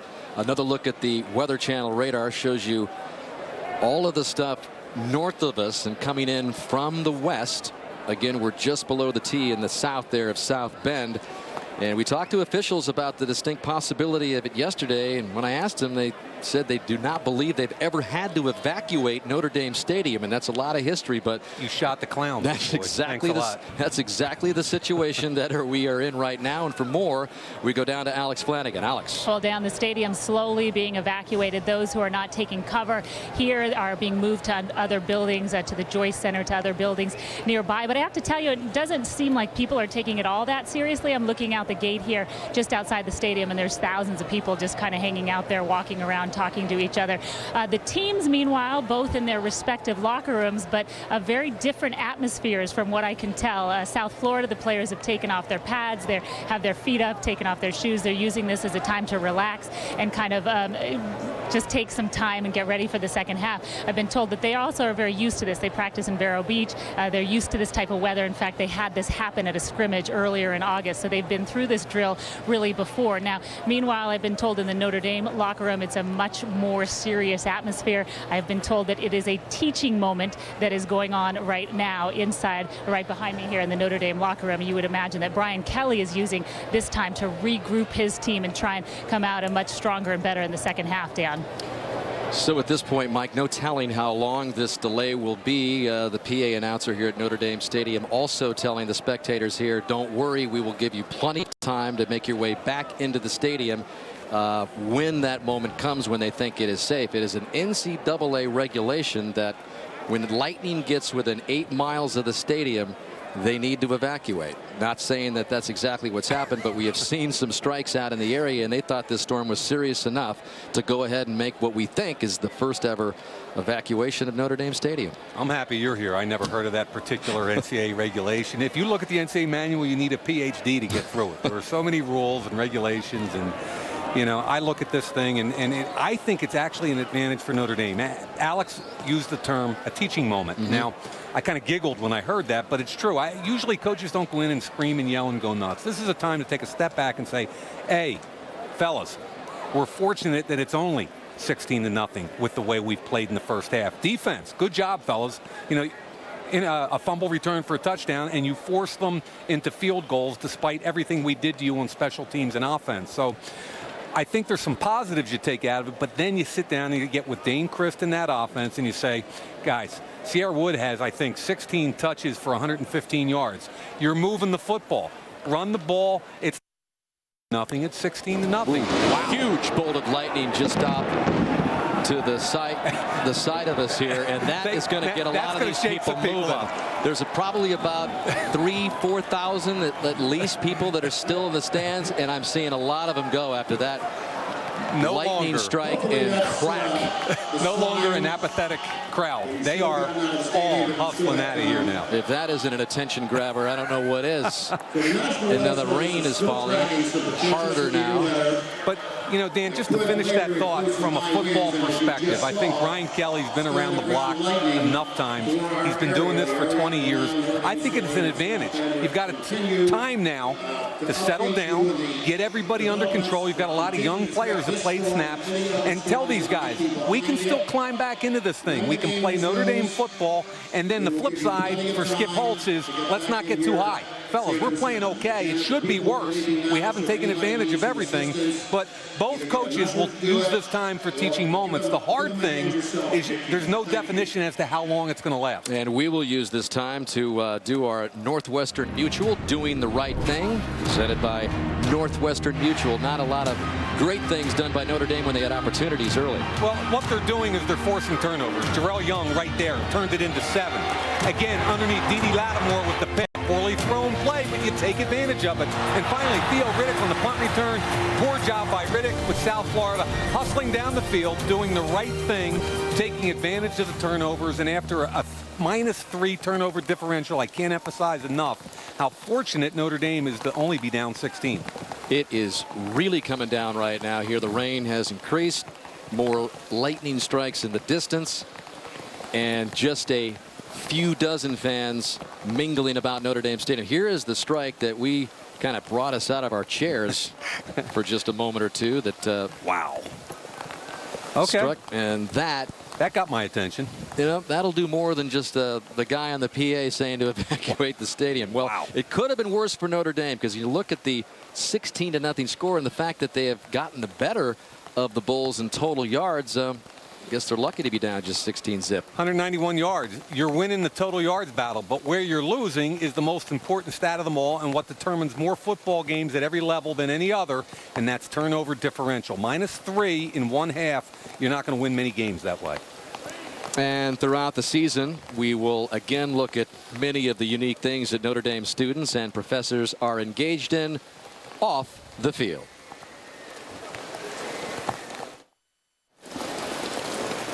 Weather delay continues at Notre Dame Stadium, and the rain coming down harder and harder. And again, they'll make the announcement when they feel it is safe for the fans and the players to come back out on the field and resume this game. But who knows when that is going to be, because you've got about 80,000 people who have evacuated the stadium. That will take quite a long time to get everybody back in, and then the players got to come out, warm up. And so the first evacuation that officials can ever remember here in Notre Dame history happening here in the season opener. And we're a little used to this, Mike, on the PGA Tour, but they haven't had any problems with the weather. The Deutsche Bank Championship thus far, as the PGA Tour playoffs for the FedEx Cup continue tomorrow at 3 Eastern Time on NBC at TPC Boston. I'm not used to it. Do they have sub-air here on the gridiron at Notre Dame Stadium like they do at... What's sub-air? Sucks out all the water, the greens, or the... All right, let's save ourselves and go down to Alex Flanagan. Alex. Hey, Dan. Well, it looks like we might be in for a little bit of a lengthy delay. I'm being told that we are a minimum 30 minutes away from before they reevaluate this storm. That lightning strike that you guys showed that opened the skies and started letting down the rain was kind of what prompted them to reevaluate the situation. Say we're going to wait now 30 minutes and then we will reevaluate again. Now, okay, best case scenario, if at 30 minutes the storm has passed, they clear the field and it is safe. At that point, they will then go to the 2 head coaches, get them together, and ask them how much time they both need to get their teams warmed up again. Now, again, I don't know if there's any NCAA precedent for this at all, but it sounds like the coaches get to kind of negotiate, decide how long they need to get their players on the field, to get them warmed up, to get this game started. And then using that information, they will then decide a start time. So at least 30 minutes away before we reevaluate when they might be able to get back on the field, Dan. All right, so 16-0 South Florida Bulls in the season opener here, as it is the first meeting between the two teams. And Skip Holtz trying to come out of here triumphant in the very same school that his father won the national championship, the last of 11 national championships for Notre Dame back in 1988. He probably can't wait to get out on the field. And Notre Dame, as you said, probably going to use this time to really talk about what went wrong in that first half. Yeah, I'm not sure a lengthy delay helps anybody. You're talking about an hour or 2 hours. That's just so atypical for football teams to have to deal with. You're used to it in the golf world. We're certainly not used to it in the football world. There's the whole macho thing. We play through bad weather, snow, whatever, you know, and we don't have a retractable roof here, of course. So bottom line is, while there's lightning in the area, they're going to have to deal with it.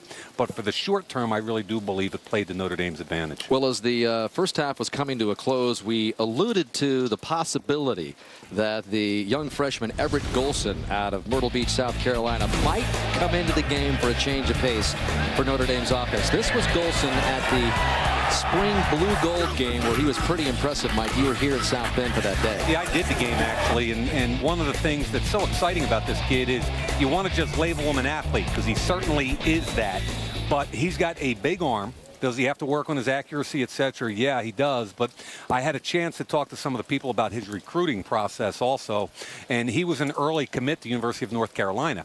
Now, Tony Alford, the wide receiver coach, who's one of their best recruiting coaches, he got on him a little bit late. They worked him hard. They got him to decommit from North Carolina. And not only did they get the decommit, but they got him to enroll early, participate in spring football. You saw that what we just saw as far as the highlights from the spring game. So the question is, do you roll the dice with a freshman, a true freshman who's 18 years old and has never played a college snap, and throw him out there down 16-0? And I know you're not a big fan of high school statistics, but it is worth noting that this guy threw 151 touchdown passes in high school, which I guess is 6th all-time in high school football history. So does even that impress you just the least bit? You and Alex get all carried away with this stuff. I mean, did he play in Western Pennsylvania or did he play in Eastern Wyoming? Was it the Division 5 You game? have the mentality of a coach's son. I mean, let's put the tape on and see if the kid can play. And he passes that smell test. Well, he certainly is impressive, and he's just part of a really impressive Notre Dame freshman class. We also talked about the guys on the defensive side of the football where they added some huge size and depth. And one of those guys is number 19, Aaron Lynch. You're talking about 6'6", 270 pounds. He already looks like body type like an NFL 5 tech to me, which is a defensive end in a 3-4. He's gifted. He dominated the spring game. And another recruiting story for you is that he was a Florida State commit. So it's not like the old days where you commit and you stay. There's all these verbal things, and I think it makes it very difficult for the coaching staffs. You end up offering over 100 kids because there's all these decommits out there. So he was a Florida State kid. They got him to come to campus in January. He loved it so much that not only did he decommit from Florida State, he went home, got his stuff, enrolled in school, and stayed for spring. Well, he's a part of a freshman class that they had 24 or so guys, and 13 of those 24 are 6'4" or more. They are big and they are talented, and we hope to see them in the second half here as we continue in a weather delay from Notre Dame Stadium. Well, perhaps Mother Nature can slow down the South Florida Bulls. At halftime, we are in a weather delay, and South Florida leads Notre Dame by a score of 16-0. Hey, everybody, Liam McHugh alongside Doug Flutie. So South Florida is rolling right now. Notre Dame just stalling at this point. Dane Chris, though. Brian Kelly said that he selected him because of his leadership qualities. Are you seeing that leadership out there? Well, I think that was the biggest question mark going into this year, were his leadership qualities. And he came around, matured. Coach Kelly thought that going through all the adversity, the injuries, he had matured and become much more of a vocal leader and a leader by example on the field. But we haven't seen that in the first half. In the first half, once a mistake was made early in the game, it was a nice first drive, but once that mistake was made, things have gone downhill. And as a leader of that team, you got to pick the guys up around you and elevate your play instead of letting that snowball start to roll downhill, which is what has happened in the first half. And we'll see how this QB situation plays out for Notre Dame in the second half when we get there. Yeah, it may be raining at times, it may be thunder and lightning, but no coach in the country feels the heat like the Notre Dame football head coach. Earlier this week, Brian Kelly spoke to Dan Hicks about the pressure of this situation. So you've got 1 year under your belt here in South Bend. What have you learned about what this program and expectations are all about here? It's what I thought. I took the job with my eyes wide open, knowing what the expectations are. I think Notre Dame football is relevant, but we now need to win football games. So for me, it's about getting our football team to continue to do the things they've done off the field, graduate our players, but we need to start winning. This is the highest ranking in preseason that your program has had in some 5 years. All sorts of high expectations, people talking BCS. What are your realistic expectations? Well, we undertake this to win them all. I mean, nobody comes in saying, well, we'll win this one and lose that one. We understand the expectations are high. They have to be. There's no conference championship to play for. So really all you're left with is to get to a BCS. So we want to be part of those elite programs that year in and year out are vying for BCS championships. And that's where we have to be at Notre Dame. Roscoe. You gotta say Roscoe. We play the game with our head, we play it with our pads, and we play it because we love to play it. One of your mantras has been getting back to Notre Dame football. What do you mean by that? Tough, physical, mentally tough for 4 quarters, never giving in. Just some basic traditional values that I was brought up on watching Irish football. You know, just that grit and determination that also represents our fan base as well. Chris escapes for a moment, tiptoes down the sideline, and has the touchdown. The quarterback job was essentially open less than 2 weeks into the opener. What finally made you decide on Dane Christ? I think Dane, in his ability to overcome so much adversity, Dane had to overcome another knee injury, his 2nd year in a row where he overcame, in large degree, an injury that could have been career-threatening. And his physical tools continued to develop. So I think the mental and the physical, at the end of the day, probably gave him the edge against Tommy.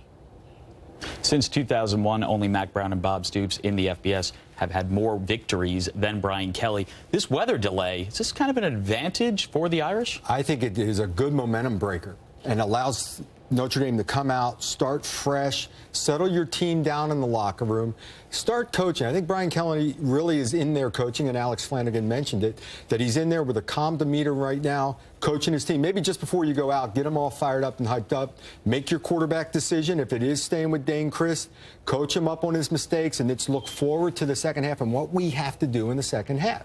And the bottom line there is just execute. They're running the football extremely well. Make a couple plays in the pass game. And keep the mental game, improve on that mental game. Well, everybody waiting it out here in South Bend, including the referees, which by now should throw a little delay of game flag maybe through the gates there. They've already thrown too many penalties. All right, now to look at the Weather Channel. We go to our local meteorologist, Mike Mayock. That's some serious weather out to the west of us. Yeah, I'm told that we're right under the T. Let's call it that, right in there. And obviously all this, I'm having fun. I've never done this before, huh? The weather thing, this is pretty cool. Now, here comes the front. Now, is it going to skirt us to the north and we'll be okay in a little while, or are we going to catch this flush right in the face? All this stuff coming this way. I don't know. If this football thing doesn't work out, you're set. I got no shot. So there are the fans kind of leaning in through the tunnel there. The weather looks better. It stopped raining for the moment, but again, a weather delay, which was announced just as the teams ran out after the close of the first half. Let's get another report from Alex Flanagan. Well, Dan, I am joined by a familiar face here. We found former Notre Dame tight end Kyle Rudolph here in the bowels of the stadium, back on a break with the Minnesota Vikings right now. Kyle, take me inside that locker room right behind us right now. After this start for your Irish, what do you imagine Brian Kelly is doing in there and telling his players? He's using this extra time as an opportunity to calm the guys down, to reiterate things he might have said in pregame, and to teach. They have their adjustments that they were going to make at halftime, and instead of having 15 minutes, they're going to have a half hour, an hour, and who knows how long it's going to be. What surprised you about the first half of this game? The biggest surprise for me was the turnovers. I think, that's one of the things, in my past for the first game, that's a big, place huge emphasis on ball control. It's the first game, make sure you have control of the ball, and, going out there and seeing a few turnovers, I think that surprised me the most. One of your best friends is the quarterback, Dane Christ. Not a great start for him. He told me that he expected to be nervous coming into this game. Are you seeing that he's calmed down yet? Definitely. In that first drive, I feel like he looked, his best. And, he was calm, making throws. He hit Michael on a big play. And after, the turnover and a few things went wrong, you could tell those nerves were back a little bit. And I expect him to take his time to calm back down and come out here and just play in the second half. Okay, while we have you for a few seconds, update us. A good preseason for you up there in Minnesota. How's it going? Thank you. It's going well. This preseason was huge for me coming off the injury last year, to be able to get 4 games in. And, those situations, they're not exactly game like, the regular season, but it's great experience for me, and I'm excited for week 1. Mike, I know you know this guy well, as you've called a lot of the Vikings preseason games here, and Kyle's telling me we should pick him up in our fantasy leagues. Thanks, Kyle. And you know what? He had his first touchdown. Now, obviously, it's not a regular season yet, but I think it's the first of many. I can tell you right now, I did all 4 of the Vikings preseason games. The coaching staff loves the kid. They feel like they got a steal in the second round. Obviously, he had the hamstring injury and wasn't able to work out like he wanted to in the offseason. He had made a couple great catches, had his first touchdown catch this past week, and nothing but brightness in the future for Kyle Rudolph. Yeah, and a long line of outstanding tight ends here at Notre Dame. Kyle Rudolph. Sierra Wood got off to a really good start in this game. He's really one of the bright spots for Notre Dame, despite being down 16-0. We talked about it. 15 carries in the first half for 84 yards. He also has a reception, 1 catch for 31. So 16 touches, 115 yards, and if they're not turning the football over, we're probably talking about a different first half score. Sierra Wood, I think, has been one of the few people in the Irish that has played well, has lived up to expectations, and again, it's just all about the turnovers, and I think Dane Chris started out 6 for 8, like Kyle said, and then 1 for 7 with an interception after that. We've been talking about how it could be even a more lopsided score in favor of South Florida, but let's give them a little credit here. They had the longest touch or a fumble return for a touchdown, 96 yards turned in by Kayvon Webster. This after the opening drive for Notre Dame. This guy returned it 96 yards. Again, the longest fumble return for a touchdown by a Notre Dame opponent in team history. So that got things going off to a great start after Notre Dame just drove it right down the field. I mean, turning point, and it's hard to say it that early in a game, but Notre Dame drives all the way down, and let's give Jarrell Young some credit also. Now, Jarrell Young is the one that stripped the football. Watch number 1 come in right here late. Young jumps in and watch the strip right there. Ball is out. Kayvon Webster's going to jump on it and again go 96 yards. I think that turned the entire game around. And the other thing I kind of like, Dan, we highlighted B.J. Daniels, and here's the run again. Jonas Gray has it stripped. Yep, there's the strip. Ball's out. Absolutely the biggest play of the game. And Kayvon Webster, ironically, is probably their fastest defensive player. So when he picks it up in the clear and has all kinds of room to run, nobody's going to get anywhere close. Yeah, the crowd was on their feet. This place was jumping, and then that just kind of was the deflator as he took it the other way. Again, we are continuing to wait out a weather delay here in a mostly empty Notre Dame Stadium at the moment. So continue to talk about the Bulls on offense. And at the outset, you talked about how B.J. Daniels had to stay away from turnovers. He's done just that so far. He really has. Quarterback draw, that's a planned play. He's probably their best running back. Look at the catch on the bad snap. Make something out of nothing. Huge hit. I love the hit right there. Number 25, Joel Miller put on. And then the throw outside to Sterling Griffin. Griffin's got 5 catches already for 48 yards. So what I see from the quarterback, B.J. Daniels, is nothing really spectacular. He's been efficient. He's taken care of the football. No turnovers. It's been a total team effort here for South Florida. First ever meeting between the two schools. The first ever trip for South Florida to Notre Dame, and it's gotten even more bizarre. They not only lead it 16-0, but we are in first evacuation in the history of Notre Dame Stadium as we continue to wait it out in South Bend.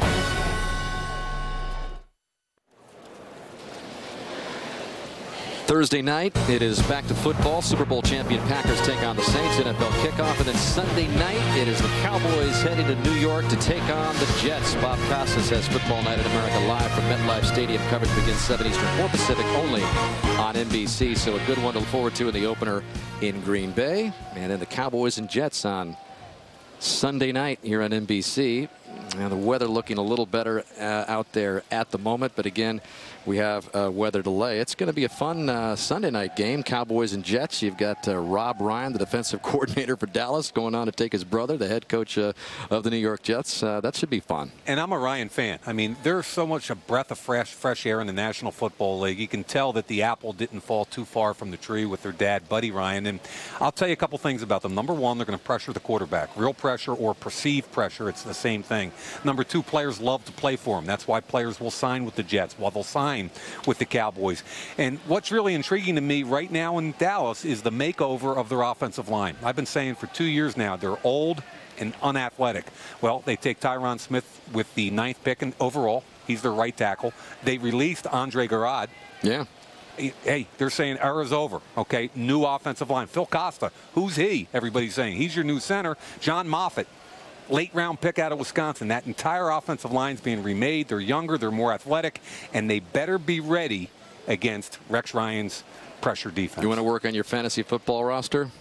Give this guy a call. He might have a little bit of insight. If you just joined us, we continue to wait out a weather delay here at Notre Dame Stadium. There are some of the bolts of lightning that came across the South Bend sky. And they announced an evacuation of the stadium just as the teams headed to the locker room at halftime. Some folks stuck around, and then about 4,000 or 5,000 finally got out of the stadium when those lightning cracks came through the sky, and the rains came. No rain at the moment. But as we continue to wait out the weather delay, we mentioned that the Notre Dame Fighting Irish ended the season with 4 straight wins last year, but there was a big turning point. The season could have totally unraveled after the losses to Navy and Tulsa, but they got back on the winning track against a pretty good football team in Utah, which came in as the number 15 team in the country. So we take you back to that game last year with Tom Hammond with a call, and you, Mike Mayock.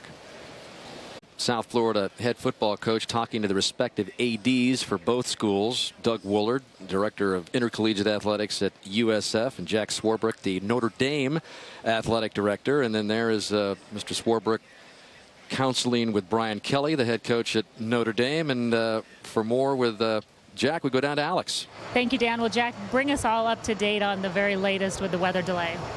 Well, we had one significant storm move through that had lightning with it. And so we, of course, got everybody to safety. There's another front of some significant size. It's moving fast. That'll come through. Probably a significantly greater wind and potentially a lot of lightning with it, too. We're going to let that one pass. I'm no meteorologist. We'll see what's on the other side of that and hope we can still play some football. So we'll be watching that. You'll be tracking that storm, I'm assuming, and when that cell is, when you're at the back end of it, then you'll reevaluate? Exactly. We've got a meteorologist up in the operations booth.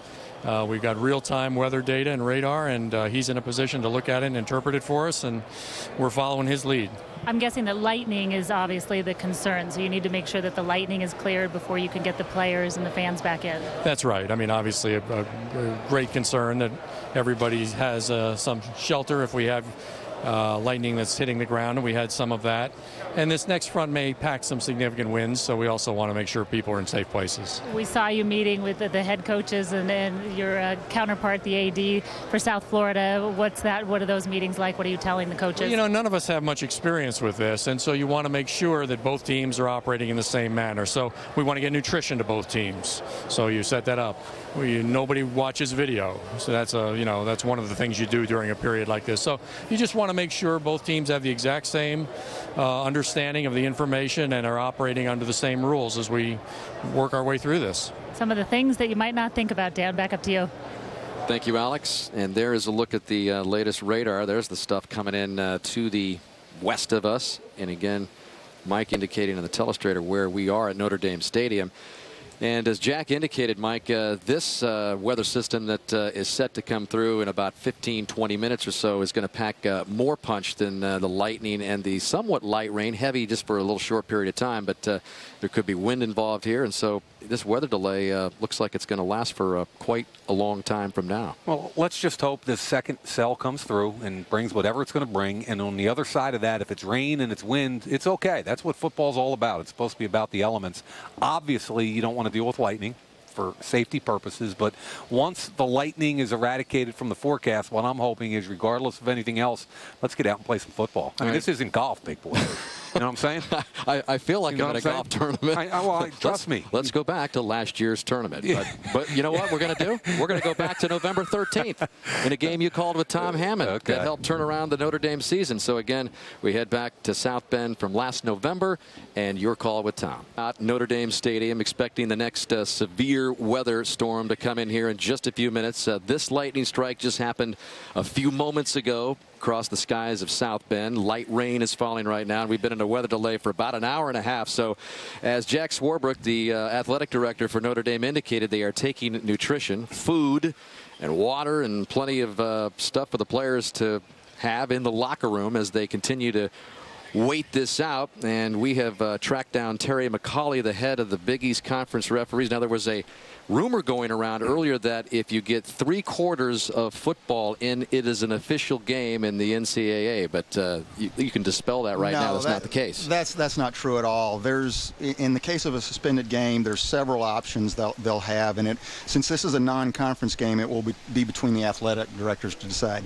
They can end the game with a predetermined score. They can have a forfeit, no contest, or they can choose to finish at a later date. End the game with a predetermined score. Would that be if it was if the game was going on and on and on? It was a lopsided game. Probably and you would say you would agree to end it. You get the win, we get the loss. Correct. Thing. A lot of different scenarios can happen from this point on. Right. I can't predict what they would do if for some reason we couldn't finish tonight, but I'm pretty sure they would try to finish it at some point. How late can they go into the night? Yeah, is there any limit on that? There is no limit. No, they would have to take the safety and the health of the players into account there.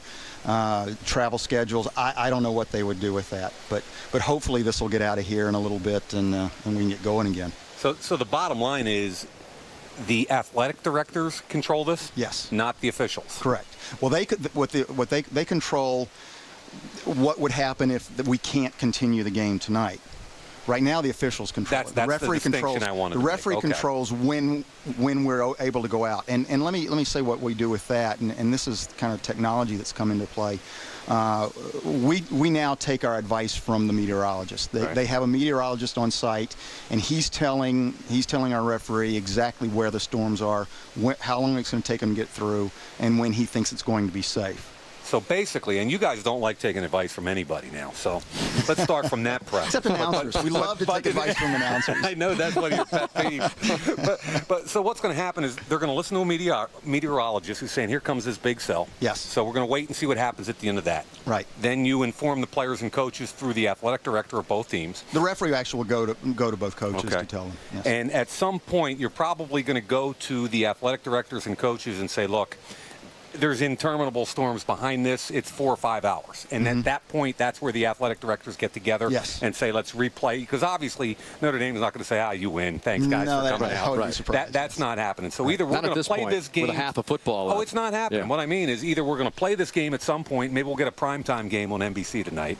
So we're either going to play this game. I'm looking at the positives. I'm a football guy. Hey, they're going to play the first. They're going to play the first game in the history of Michigan Stadium next week. So might as well make it 2 night games in a row. A night game. Let's play some football. Or if we can't do it, then they'll probably reschedule at some point, which is kind of crazy to have to play another half of football. Well, the lights are on right now at Notre Dame Stadium, and this is not a pretty picture out in the distance. Very dark clouds, and as we indicated earlier, some lightning, some more rain, and some high winds continuing to sweep through South Bend as we send it back down to Alex. It's pretty stormy right now, Dan, but the good news is that I'm told that we're kind of in the middle of that storm cell right now, and that it is expected to move past us fairly quickly. Notre Dame AD Jack Swarbrick just stopped by and gave me the update. He's saying that they believe that as soon as this cell passes over us again, we're kind of going through the worst of it. They think right now they will get ready to go out and play again. Again, remember all the rules that we have to go through. The coaches have to meet, determine how much time they need for warm-ups, which I'm being told by the referee will be about 12 to 15 minutes, that they will allow the players to get back on the field. They'll kind of go back to like a pregame situation where they get to warm up and stretch and get ready for the game. But right now it is looking rather hopeful, Dan. All right, Alex, and again, you've got to figure out a way to get some 80,000 back into Notre Dame Stadium. They got 12 to 15 minutes to get them back. Let's go. When you deem that it is safe. Right. It's all about the football players. Fans got to get in. All right, let's go back to last year's game. Again, the November contest, which really helped turn around the Notre Dame season against Utah. We believe this has never happened in the 123-year history of Notre Dame football. So as you look at Newt Rockne's statue outside of Notre Dame Stadium getting rained on, he probably would have told his troops, get back out there, leather football helmets and all. But we understand the weather prognosis is getting a bit better by the minute. Some nasty stuff continuing to move through South Bend. And for another report, let's send it back down to Alex. Hey, Dan, well, you can see down here outside of South Florida's locker room, players beginning to come out and start warming up. B.J. Daniels has been running back and forth, kind of doing the high knees, keeping himself warm and throwing the ball a little bit. About 5 minutes ago, at about 6:55, both locker rooms were told to expect to come out on the field in 15 minutes. So that puts us at about 7:10 Eastern time when they would be allowed to return to the field. After that, once the field is cleared, they will be given 12.5 minutes. That has already been determined, 12.5 minutes to warm up, and then the game will start. So barring anything unexpected and some more weather moving in, which I don't believe we see on the radar, we should be playing this game in the near future, Dan. Okay, thank you, Alex. Another look at the radar. Again, that is where we are located, and the storm's continuing to move through. And as Alex said, hopefully there'll be a hole in between what's happening now and what may come a little bit later on here in South Bend. In the meantime, we take you back to last November, Utah against Notre Dame. Notre Dame Fighting Irish about 2 hours from when they left the field in the opening half, touching the play like a champion today sign and coming out onto the field, which means we are just a few minutes away from finally resuming this game after the South Florida Bulls took a 16-0 lead in the first half. Now a live shot, Notre Dame Stadium. The lights are on, and the South Florida Bulls just making their way out onto the field. And again, the first ever weather delay here at Notre Dame Stadium, and the Bulls 16-0 surprise leaders after the opening half. Yeah, and if we're going to talk about whether there's an advantage or a disadvantage, Dan, with what happened here, obviously you can't control the weather. I think everything heavily favors Notre Dame with this delay. You know, number one, plenty of time to settle down these kids. Let's face it, it's an emotional game being played by very young men. Calm them down, take your time. Dane Christ, obviously one of those players. He started out 6 for 8, then he was 0 for 7 with an interception. Now, he wasn't the only guy. Theo Riddick dropped the football and fumbled a punt. So everybody's got to take responsibility. Let's get another report from Alex. Hey guys, just visiting with head coach Brian Kelly, who says that the wait is not a problem for them. May have given them some time to regroup and make some decisions. He did give me some pretty critical information. In the second half, Dane Christ will not be the starting quarterback for this team. He will instead play Tommy Rees. As you guys remember, these two in a pretty hard-fought quarterback battle leading up to this game. It was only decided about a week and a half ago that Dane would start. Brian Kelly did tell us, as you guys remember, that this is not a decision that he would just do on a whim, that once you put Tommy Kelly in there, you are putting in another starter, a kid that has won 4 straight games for you. Tommy Rees will be the starter for Notre Dame in the second half of this game, Dan. All right. Surprised by that bit of news. Tommy Rees now in for Dane Christ, Mike. I am a little surprised, and it's interesting because I was doing the Minnesota Vikings preseason game the other night, and in the box was Tommy Rees' dad, who used to coach at UCLA and now is a scout with the Tampa Bay Buccaneers. I asked him how his son was doing with the decision that Dane Christ was the starter. And he said he's an amazingly resilient kid. The hard part is to try and stay ready, because you don't know if you're going to get a call week 1, week 6, or at the end of the year, but you've got to be ready. It's just kind of amazing that it happened so quickly. All right, he wasn't the only Notre Dame player that made some critical, costly errors in the first half, but Dane Christ did contribute to this Bulls lead. Yeah, remember, he started out 6 for 8, overthrows Riddick. There's a play you had to have right there. That was a third down situation. He overthrew Flint. He overthrew Floyd. Again, holding onto the ball in the pocket.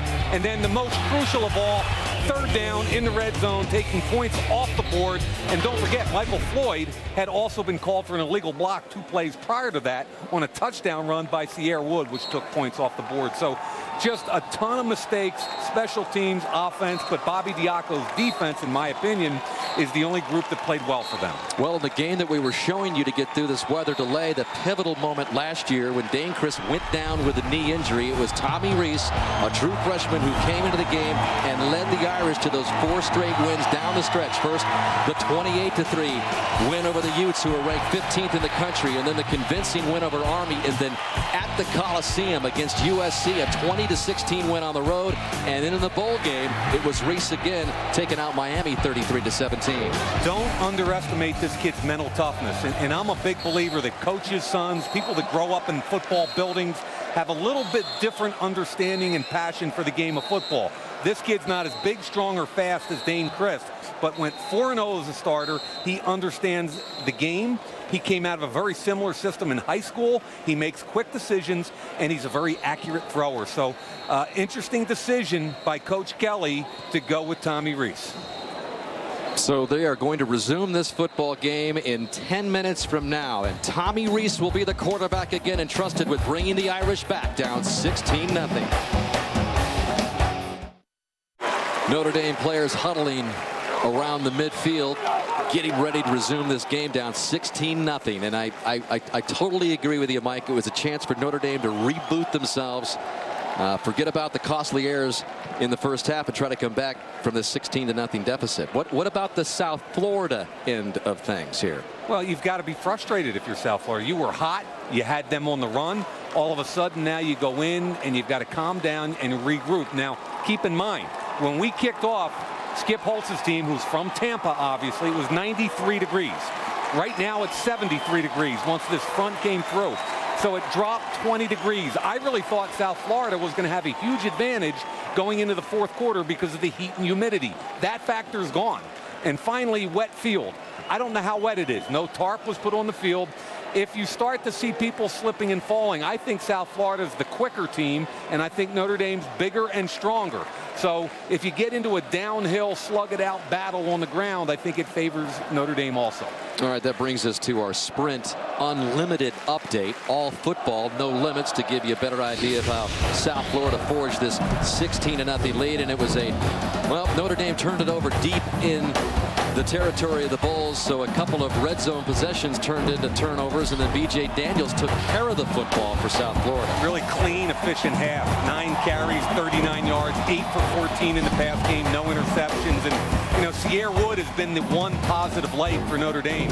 15 carries for 84 yards, another reception for 31, 16 touches for 115 yards.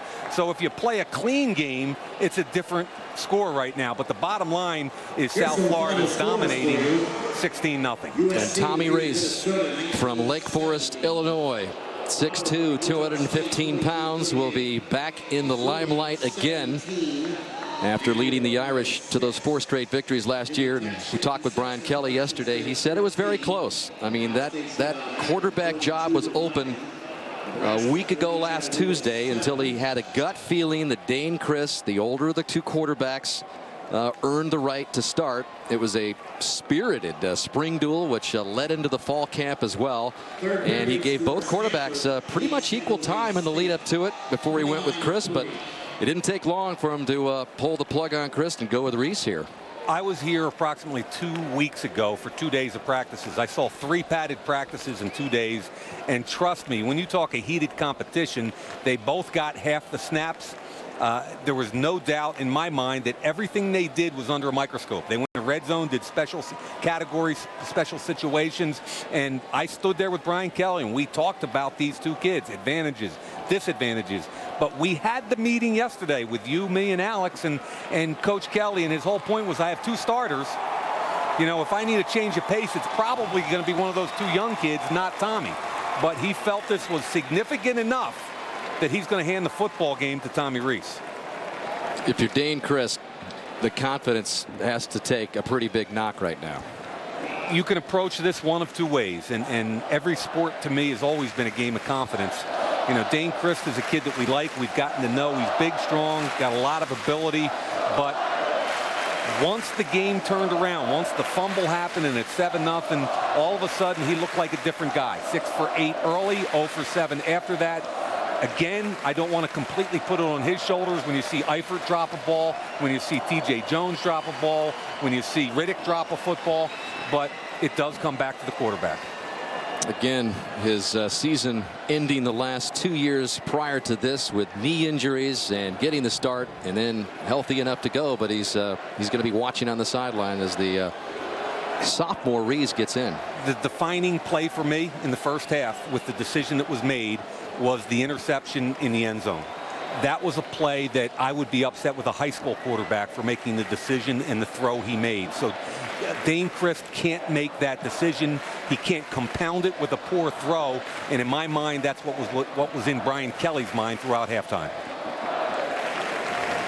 And it was talked about repeatedly last year how cool Reese was as a true freshman. He just has that ability to act coolly in big moments. As you see the clock continuing to tick down, about 3 minutes left till we resume this game and begin the second half. How good is this?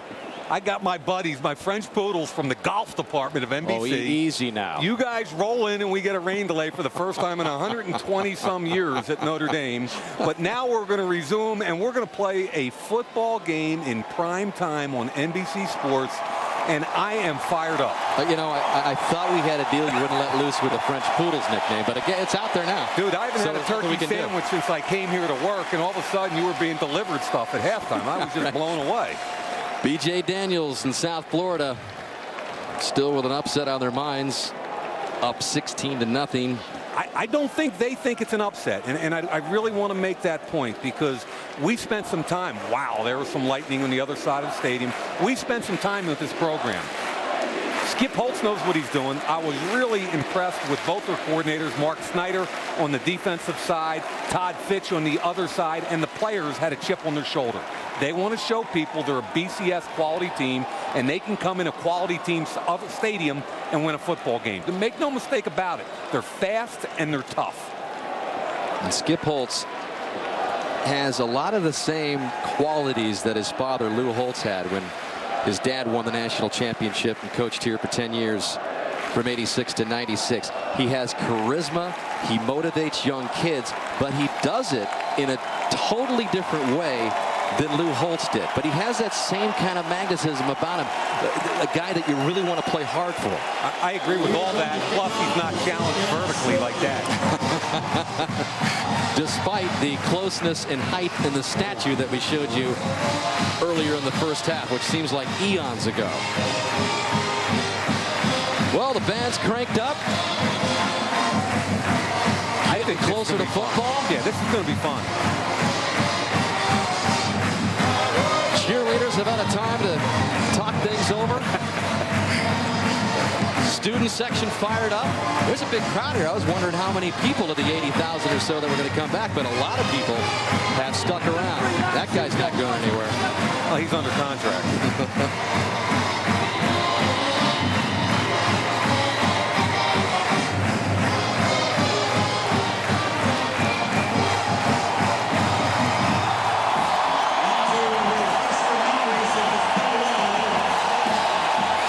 So a long delay with a weather delay for Brian Kelly, and he's chosen to shift gears even more as Tommy Reese is going to come in at quarterback.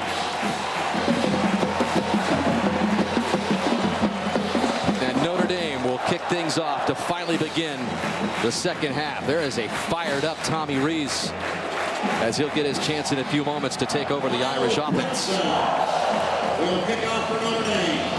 Kyle Brinza kicking off for Notre Dame.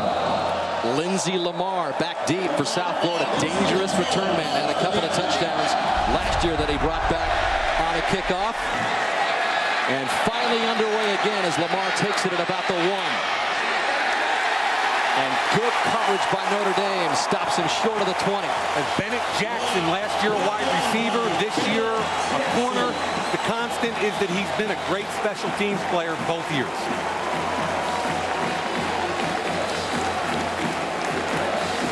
So the Bulls are going to take over at their own 19-yard line. B.J. Daniels at the helm. Again, took care of the ball in the first half. 3 turnovers for Notre Dame in the opening half. None for the Bulls. We'll look at B.J.'s numbers in the first half. And they're starting off in their 20 formation right here. They run a lot of option out of this. The fake give, and they swing it up top to Lamar. And good coverage by Notre Dame. That was number 98, Sean Swinar, the junior. I also like that Fleming and Fox didn't lose contain. Remember, first half on the zone read, that happened several times.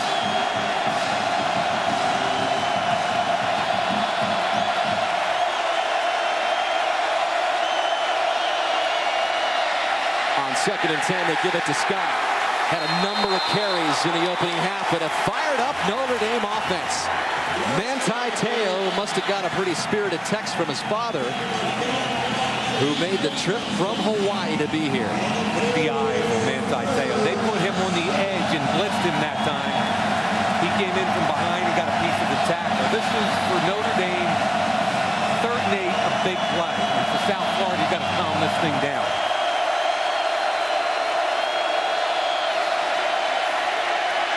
Daniels to the air, and incomplete. That was intended for Lamar. Over the wrong shoulder, it looked like. And so it's going to bring up a punt for Skip Holtz and the Bulls. They went with a single high free safety, man-to-man. And what Notre Dame wanted was a 3 and out, and that's what they've got. Justin Brockhouse-Kahn with a punt. And it's not a good one. It bounces short of midfield, and Notre Dame's going to take over its opening possession of the second half in Bulls territory with Tommy Reese at the controls. You get a big tackle by Bennett Jackson. You get a 3 and out by your defense. You get a poor punt by South Florida. Now you need Tommy Reese and the offense to step up and continue the momentum. Totally different feel from when we left the first half a couple of hours ago when Dane Chris was the quarterback. So they take over just inside Bulls territory at the 49. A 3-by-1 with their best player backside by himself. And the first play in 2011 for Reese is a swing to Floyd on the near side.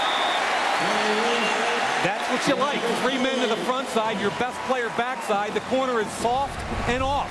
Throw it out there. Look at this. Are you kidding me? Take advantage of that all day long. Little hitch, 6'3", 225. Drop your pad level, and you pick up 7 very easy yards. That's the 3rd catch for Floyd, who could be on his way to another receiving record for Notre Dame. 2nd and 3 after the gain of 7. Sierra Wood picks up the first down for Notre Dame. Plunging inside the 35, brought down by Quentin Washington. Really good blocking up front. What I liked was the physical finish by Wood over Quentin Washington. Inside zone, makes the cut right up inside. Now watch him finish. Drop the pad level, run over the smaller corner. Good physical, aggressive run. And right back to work is Reese. And he's got Floyd again for another catch. Different kind of pace, Dan, huh? All of a sudden, you found your best football player 2 out of the first 3 plays. And the other guy maybe is your next best weapon, Sierra Wood. So I like the distribution so far for Notre Dame. And Washington, the 5th-year senior for the Bulls, has been on Floyd. Jump off. 2nd down and 6. Movement up front. They're trying to confuse pass protections here. A lot of guys walking around, only 2 defensive linemen with a hand in the dirt. And Reese is 3 for 3. He's got T.J. Jones, who hangs on this time. Kayvon Webster on the coverage. That time out to the wide side of the field, and Dan, you're 100% right. T.J. Jones finished the play. Good cut block on the edge, gives Tommy vision. Ball's a little bit high, but TJ comes down with it. Jones just short of the first down, so 3rd and 1. Now they've got 2 tight ends backside. That's the run strength. And now they've got receivers, including Michael Floyd, on the front side. Make a decision, defense. And up the middle, stop short of the first down. Corey Grissom right in there. His nickname is Pork Chop, and he's 335 pounds, so that nickname is obvious. All right. Now so what do you do? You go for it on 4th and short? About a yard or so. He didn't even hesitate. He put his field goal team out there. I think some of the guys on the sidelines are trying to tell him to go for it, and if you're Coach Kelly, One of the great stories in college football, David Rufford, who hit the first 23 field goal attempts of his career after coming out of the Inter Hall program here at Notre Dame. Unbelievable. 42-yard field goal attempt, and the Bulls are offside. They got him to jump. Huge play. They got Ryan Giddens And do you notice anything? All of a sudden, South Florida and Notre Dame, they changed uniforms. Watch 97 right in the middle of your screen. Defense number 97. So off comes the field goal unit, and Notre Dame with a first down as Giddens jumps off.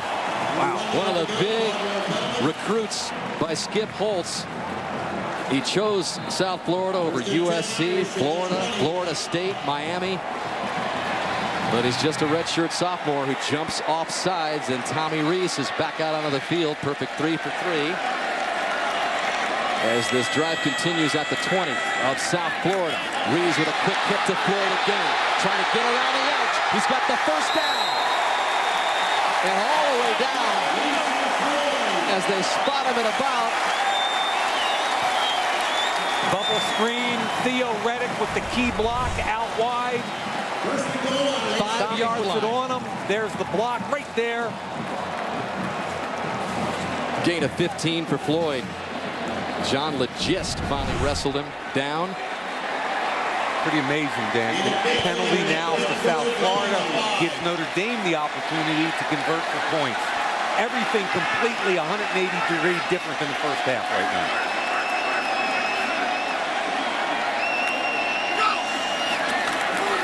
Reese from the 5. And that bounces up and is picked off by South Florida. Number 55, Michael Linares, got the deflection. Wow. To T.J. Jones. And Kelly might be at an all-time overcooked state right now.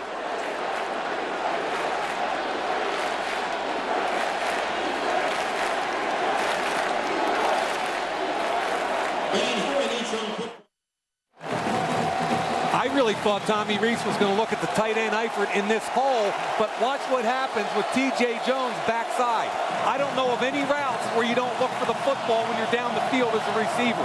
It hit him literally right in the shoulder pad. Great interception by Linares, but watch. Why are you not looking for the football? It hits you right in the shoulder pad helmet. Linares very alertly grabs it. Brian Kelly was apoplectic. And that's one of the reasons why, because Jones didn't even see it coming. So South Florida takes over deep in its own territory as Daniels hands off to Scott. So, Mike, 3 trips to the red zone for Notre Dame, 3 turnovers. And it's an implosion. And what I don't understand, and I'm not trying to get on T.J. Jones crazily, but even if you're not the primary receiver, it doesn't mean you're not looking for the football as a receiver. I don't understand that at all. So 2nd down and 6. Daniels rolls out to the right. He's got Griffin. And Griffin picks up the first down. Zeke Mata on the coverage for Notre Dame. But let's go back to these red zone debacles by Notre Dame. Deep in territory. Opening drive. Jonas Gray has it stripped out. They go back all the way for a touchdown return. And then a costly interception thrown by Chris. And then the latest one. 3rd trip to the red zone. Deep in the Bulls territory. Coming up with nothing. First down and 10 now for Daniels and Darryl Scott. Slips on the turf just across the 20. Maybe a little bit of an indication of the moisture on the field caused by all the rain that we've experienced. Zeke Mata brought him down. 236-pound tailback trying to get out wide. He's going to plant the left foot. Boom. Goes out from under him. Good job to staying alive, but that's what I meant by the playing field. 2nd down and 7. Bulls from their own 21. The fake to Scott. Daniels deep down the field. It's going to be incomplete. He had A.J. Love down there, but he was well covered. Robert Blanton, the main cover guy for Notre Dame. I think Blanton's played a good football game so far, as has most of this defense. But I can't get over the red zone that you just talked about, Dan. And to me, that's a minimum of 13 points because obviously the fumble went back for 7 points. But worst case scenario, you're kicking field goals on the 2 interceptions. Daniels on 3rd and 7. Oh, good timing. Complete, and that is dropped by Deontay Welch. That was a first down all the way, and Welch just dropped it. I love the throw by quarterback D.J. Daniels. It was on time. All it is a speed out right here, looking to get a first down. Deontay Welch breaks it off. The ball's right in his hands. But I'll tell you, the quarterback, look where he put it. It was a sprint to his right. The ball was thrown on time. That was beautiful by the quarterback and horrible by Deontay Welch in his first game as a redshirt freshman. College debut out of Williston, Florida. Welch dropped what would have been a first down. And Justin Brockhouse-Kahn with a punt. Notre Dame should be able to get pretty good field position as Riddick calls for a fair catch at his own 33. So another Notre Dame drive ends up with a turnover. So back comes Reese out to give it another go.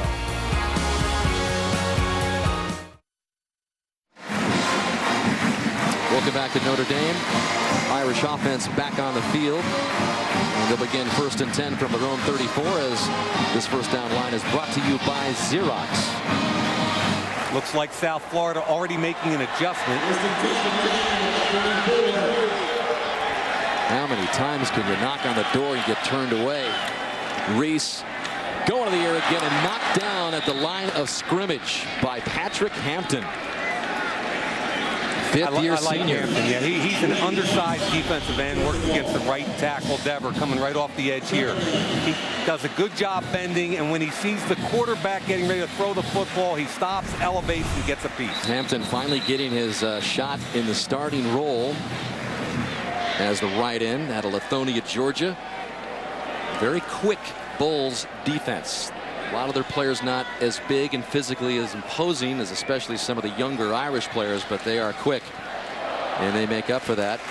Being told that there was an official timeout. Looks like they're having some problems with the first down marker there. They're trying to get 2 to follow 1 instead of 4. Is that what comes next?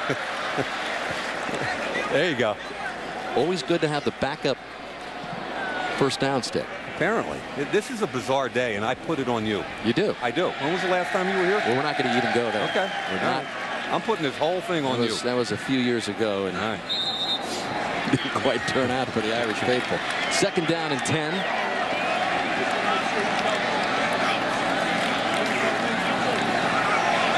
And Reese way over Michael Floyd's head. There's a disconnect there. I mean, 4-man rush. They drop 7. Michael, look, he's having a conversation with Floyd right now. I mean, Michael Floyd stopped anticipating sitting down and throwing the football, and Reese threw it out deep. You can't put that on a backup quarterback saying he didn't get reps in training camp, because he did. So now you've got 3rd and long. And I think they're going to play this safety over top of Floyd, try to take him out of it. Reese down the middle, complete to the tight end. Eifert, he's got the first down, and he's still on his feet. They finally drag him down inside the 30. Gain of 38. Sam Barrington finally ran him down as Eifert got in clear field. Sierra Wood in pass protection. That's the first key to this play. Sees the blitz come. I don't like him turning sideways, but look at the tight window Tommy Reese fits this into. Comes back to Eifert into a beautifully tight window. That's as accurate a throw as you can get. Big first down. Eifert, big play, tight end. Proved it last year. Another example there. Reese keeps the play alive and tosses it out to Sierra Wood. Linares brings him down. So here we go. The Irish knocking on the red zone door again. With 7:48 left in the 3rd. I keep going back to yardage and total offense. And Notre Dame at this point unofficially has 267 yards versus South Florida 163. So they're outgaining them by over 100 yards, yet they're being shut out. Dane Christ, watching from the sidelines, was the starter in the first half before Kelly made the change. You know, there's a chess match going on right now with these coaches, and what they're doing is putting him into the boundary almost every snap and forcing South Florida to make a decision. From the Bulls 24, Reese to the air, it's a touchdown for Michael Floyd.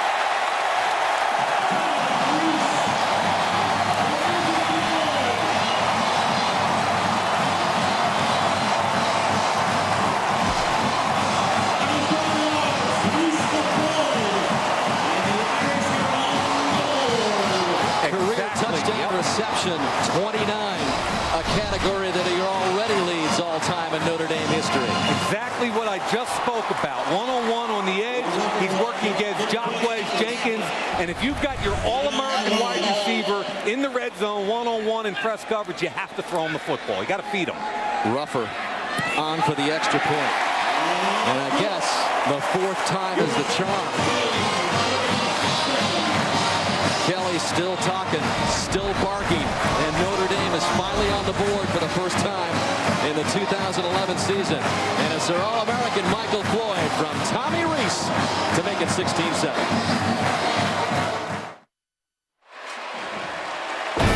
Notre Dame football is brought to you by Audi Zero 5-Star, 6.9 ounces, the lightest ever. By Verizon, the official wireless service provider of the NFL. By U.S. Bank, member FDIC. And by Xerox. With Xerox, you're ready for real business. Notre Dame on the board with a 24-yard touchdown reception by Michael Floyd. 6 catches, 87 yards for him on a touchdown drive that took just 5 plays and went 66 yards all through the air. Kyle Brinza kicking off. Back deep for the Bulls is Lindsey Lamar. Bennett again. Number 2, Bennett again. He was the special teams player of the year for Notre Dame last year. Has a championship special teams belt to prove it. Back to the touchdown now to Floyd. When Tommy Rees identifies this safety coming up in the box and this safety rotating, he knows he's got single coverage on the edge. By the way, that corner is their third corner, Jacquez Jenkins. Wonderful pre-snap identification and a perfect throw. And whenever you're in press man, there's going to be some infighting. Good job, I believe, by the referees letting that play go. So South Florida starts this drive at their own 19. 16-7. Bulls lead it. And there is Lamar. Saw a lot of this when we looked at the film down in Tampa at the South Florida Football Complex, but no problem for Notre Dame shutting that down. Mentioned that Michael Floyd is on track to hold just about every wide receiving record in Notre Dame history. He came into the game third in career yards, needing 54 to tie Jeff Samardzija as Daniels swings it out again to Lamar. And he is wrestled down to the ground by Darius Fleming. Carlo Calabrese, the inside linebacker, does a great job blowing up the halfback screen. What they like to do here is bring this guy out wide with the tackle. Watch from inside out right here. Carlo Calabrese blow this thing up. Here he is. There's the identification. He blows up the blocker, gets a piece of the ball carrier.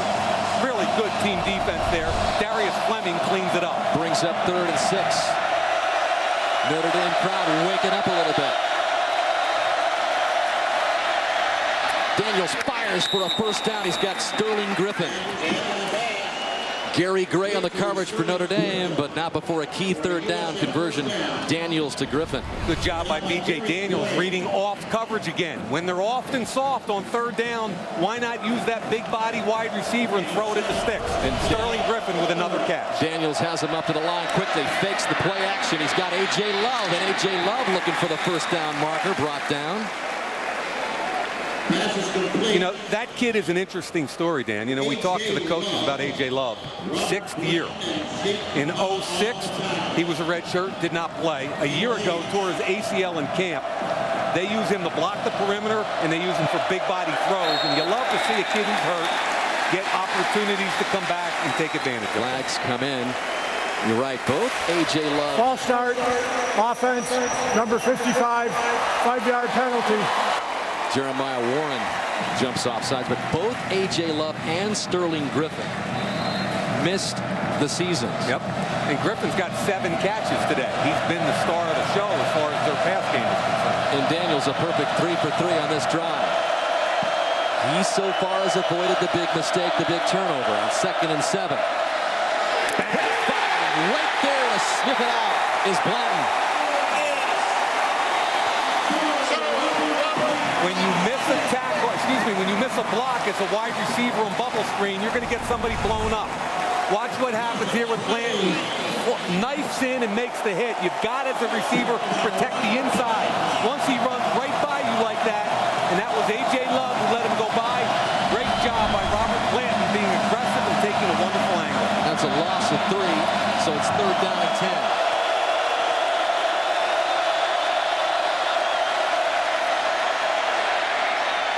Daniels, incomplete. Intended for Victor Mark. And that'll bring up a punt situation for South Florida. Yeah, Catherine Lewis-Moore did a nice job forcing this ball to go out late and high.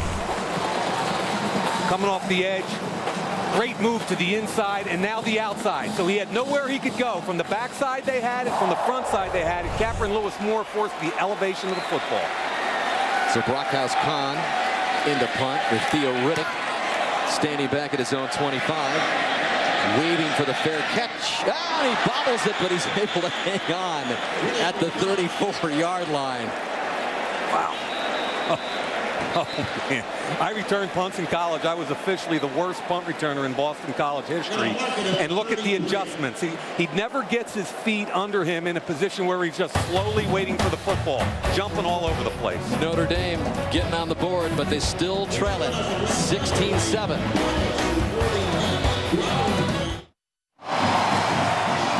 Again, Tommy Reese into the game for Dane Christ. Off to a good start, 7-10, 97 yards, 1 touchdown to Floyd, and the 1 interception was not his fault. It bounced off the face mask shoulder pad of T.J. Jones. So Notre Dame beginning, call it the 33-yard line with a 1st and 10, trailing 16-7. And Reese on the middle, and it's complete to Theo Riddick for a 1st down in the Bulls territory at the 40 after a gain of 27. Theo Riddick does a little stutter go of the number 3 receiver on the inside. Boy, was that sweet. Notre Dame jumping over the ball quickly. You notice the difference in the timing since Tommy Reese has been in. Everything is on time.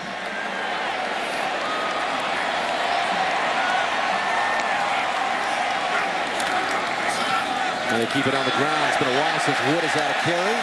But a pretty decent game close to the 35-yard line. Michael Linares brings down Wood.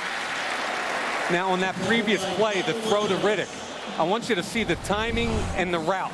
Here he is right here. It's going to be a little stutter right here and go and get in behind. This ball's got to be thrown on time or you got no shot. A little stutter, get over the top of the linebacker, boy, and you can't bring the safety in because it's thrown on time. That's beautiful. After the gain of 6 by Wood, you look at his numbers, approaching a 100-yard game. 2nd down and 4. Reese to the air, complete. Michael Floyd, and Floyd breaks clear. Out of bounds inside the 20 before John Legist finally forces him out. But a gain of 15 from Reese to Floyd. They are taking advantage of that matchup out here. Soft and off. Give him the football now. That's Kayvon Webster, misses the tackle. Floyd at 6'3", 225 is just toying with these guys. That's what, his 7th catch of the day? And he's over 100 yards. And that's another one of those lists that he continues to climb up. Came into the game tied for 2nd in career 100-yard games with 13, just got his 14th. Here's what they're doing, again, into the boundary, forcing them to make some decisions. 1st down and 10. Just inside the 20 of South Florida. Notre Dame trailing 16-7 inside the 3-minute mark of the 3rd quarter. And they give it to Wood. And he drags some balls with him inside the 15. Good power run by Wood. Ryan Giddings, a part of the South Florida defense that got him. Well, here is the pursuit of all the Notre Dame school records that Michael Floyd is on. Another touchdown brings his already 1st place total to 29. Receptions now, 178, still 2nd there. Receiving yards, he moves into the 2nd spot. By the way, a career high for Sierra Wood, 19 carries, 103 yards. 2nd and 5, Reese to the air. T.J. Jones.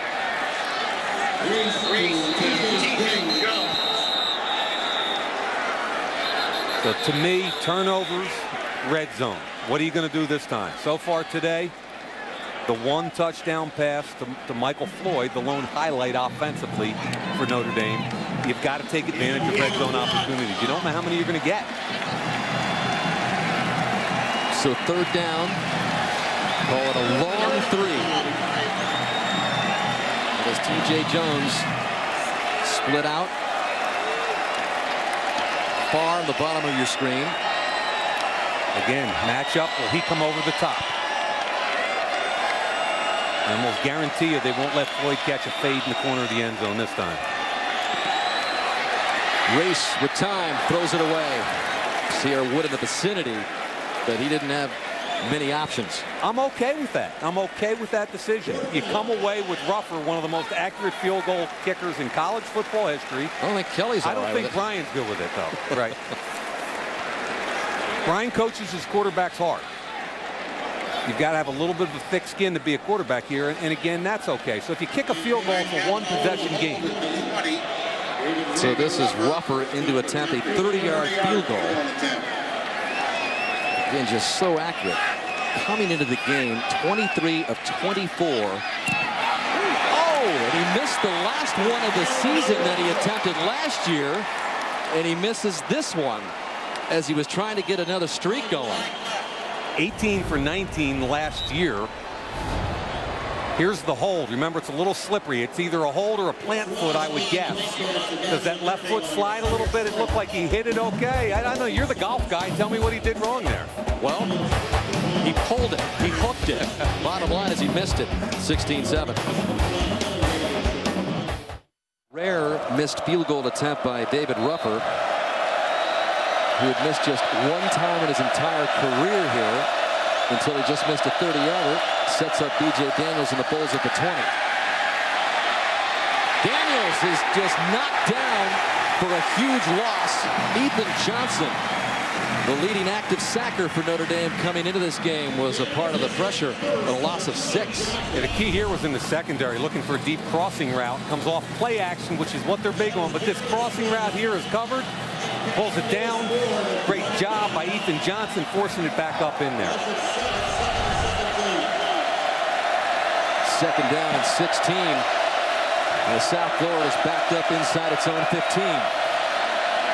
Daniels with pressure again. This time gets it away, and A.J. Love's got a first down.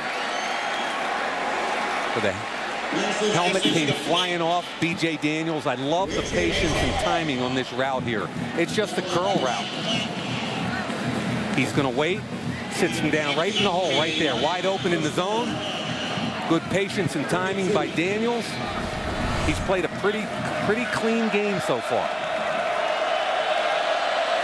First down and 10 for Daniels. And a give is to Darrell Scott. And that brings us to the end of a swift moving third quarter after we waited some 2 hours for it to begin. So Tommy Reese in for Notre Dame has produced their first points of the game. The end of 3, 16-7 South Florida. Watching Notre Dame football on NBC.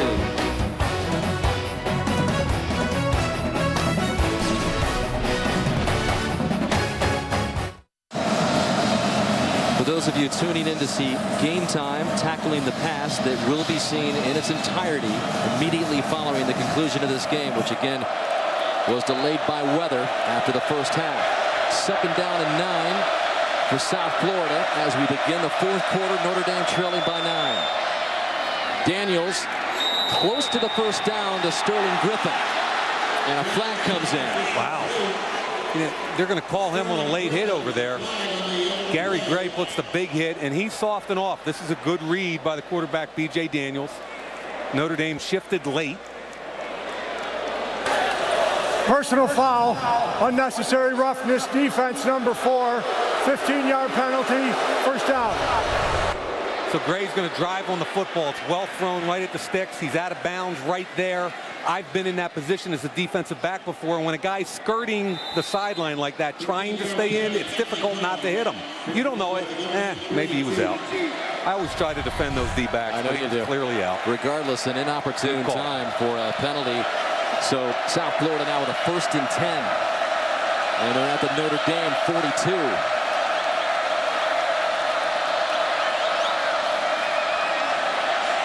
Daniels slings it out over the head of A.J. Love. And that'll bring up second down and 10. Yeah, good job by Jamar Slaughter coming over top. B.J. Daniels, we mentioned in the first half, which was a long time ago, that he did take a trip to South Bend when he competed for the South Florida basketball team. His parents, Bruce and Rhonda, from Tallahassee, made the trip, driving in a car all the way from Tallahassee. They picked up the grandparents in Daytona, and they picked up his uncle in North Carolina as this pass is batted down at the line of scrimmage. And his uncle played basketball at Auburn with Charles Barkley. So all of those guys in one car making the trip up, driving from Tallahassee to watch BJ play. I hope they're enjoying it. And when they get in this set, it's a lot of halfback screen. They put a slot receiver in there at the halfback position, Joel Miller. Incomplete. And another big third down situation on the plus side of the 50. They like to sprint out of this formation to the field with all these receivers front side. Daniels fires, and it's complete. And getting the first down, Andreas Shields. And he is slow to get up. Gain of 11. Good job sneaking Shields into the flat underneath coverage. It was 3rd and long. And this little check down worked out pretty well. Here he is. All he's going to do is come out here. And once he gets the ball in the flat, everybody's inside on coverage. That's an inside-out job for the linebacker. He gets there late. That's actually the nickel safety, Jamara Slaughter, excuse me. And then at the end, we had an injury. Andreas Shields tackled there. Never like to speculate. Shields with his first catch of the game, a big one that gives South Florida the first down. Redshirt junior, another one of those players, Mike, that stayed in Tampa. I mean, you look at the roster of South Florida, and it's just amazing how many players from the state of Florida on the South Florida roster. Then you look at Notre Dame, and of course all over the country, West Coast, Midwest, East Coast. Just another tribute to the job that Skip Holtz and the staff are doing. If you can recruit at home in the state of Florida, you're going to be a good football team. So from the Notre Dame 30, already up 16-7. They keep it on the ground to Murray, and Murray with a good game. Good cut block that time. Joel Miller on the nickel linebacker, Zeke Mata. Watch it up outside. You can't see it on this, but you'll see it as the play progresses. Zeke Mata right here gets cut. Good job by the slot receiver. That allows him to turn the football upfield. And again, it's Murray. Murray for first down yardage. Well inside the Notre Dame 20 after a gain of 6. And this Daniels is just a complete different player. You talked about it at the outset, how inconsistent he was last year. And again, we mentioned this is the first year that he's had the same offense, the same offensive coordinator after 2 different coordinators in his first 2 years as the quarterback. Murray again with a good game. Interesting what Skip Holtz is doing right now. And let's face it, he's challenging Notre Dame with the run game. Todd Fitch, the offensive coordinator, they've made a decision collectively right now to run the clock. Once the minute Ruffer missed the field goal, it stayed a 2-possession game, 2-touchdown game. Excuse me, a 2-score game. Right now they're up 9 points and knocking on the door again. Second down, long 7. So milk the clock and get points out of it and put the pressure on Notre Dame.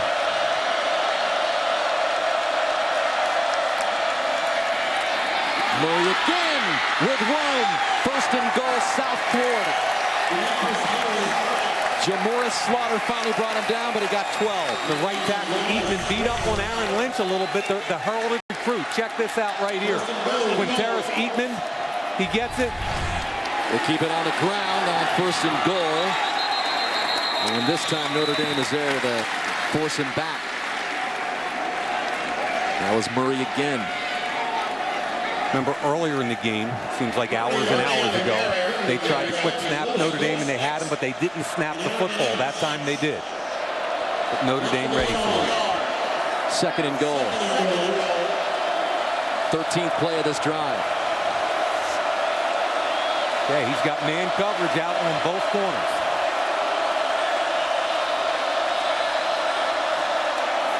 Whistles stop the play as a flag comes in.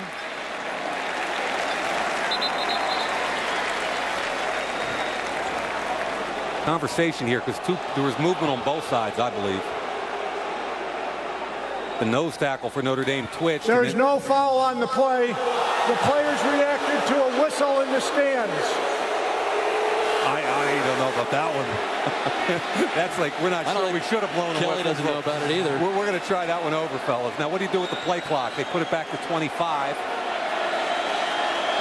I think Lewis Nix twitched a little bit, but never jumped off sides.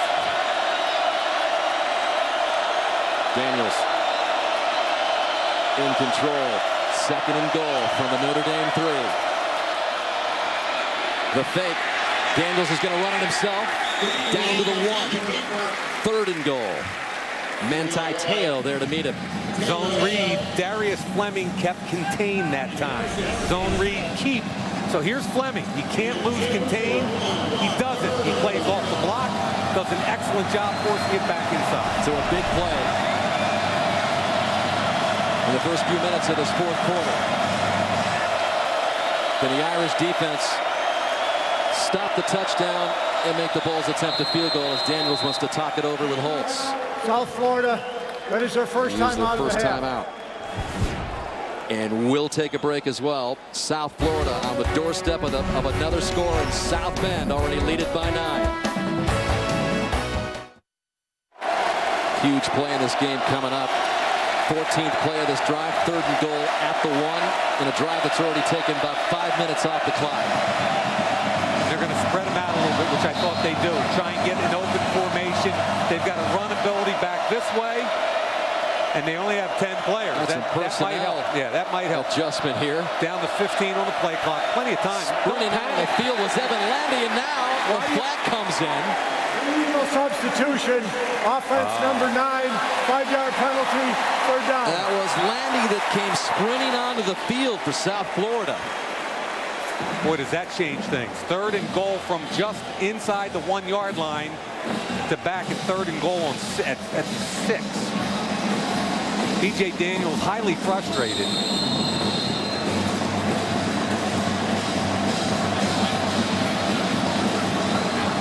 They're having a conversation about personnel groupings over there.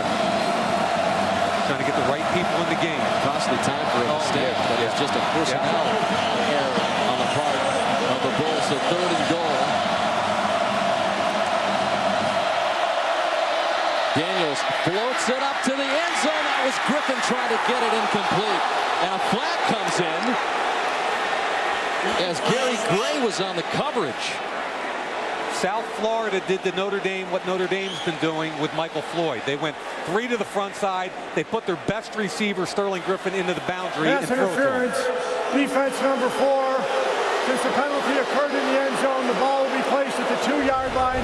First down. Pre-snap, they knew they had man-to-man. Good. Right there, you're good. But if the ball's in the air, you can't be pushing. Once the ball gets in the air, it's in now. Hands can't be on. The other thing you've got to do is turn around and locate the football, which he never did. So the ball is down, first and goal now at about the 2-yard line.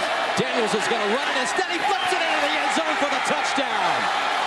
Evan Landy, the guy that came in with the illegal substitution with a touchdown catch. And that's a mismatch. He was a wide receiver last year, a tight end this year. He's working on inside linebacker Carlo Calabrese. Calabrese has good coverage, but he can't find the football. It's just that little route right there.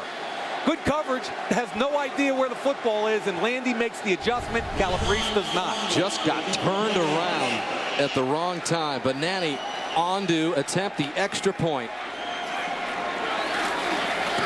to make it 23-7. South Florida with 11:05 left in the game. 14 plays, 80 yards, which took off more than 5 minutes.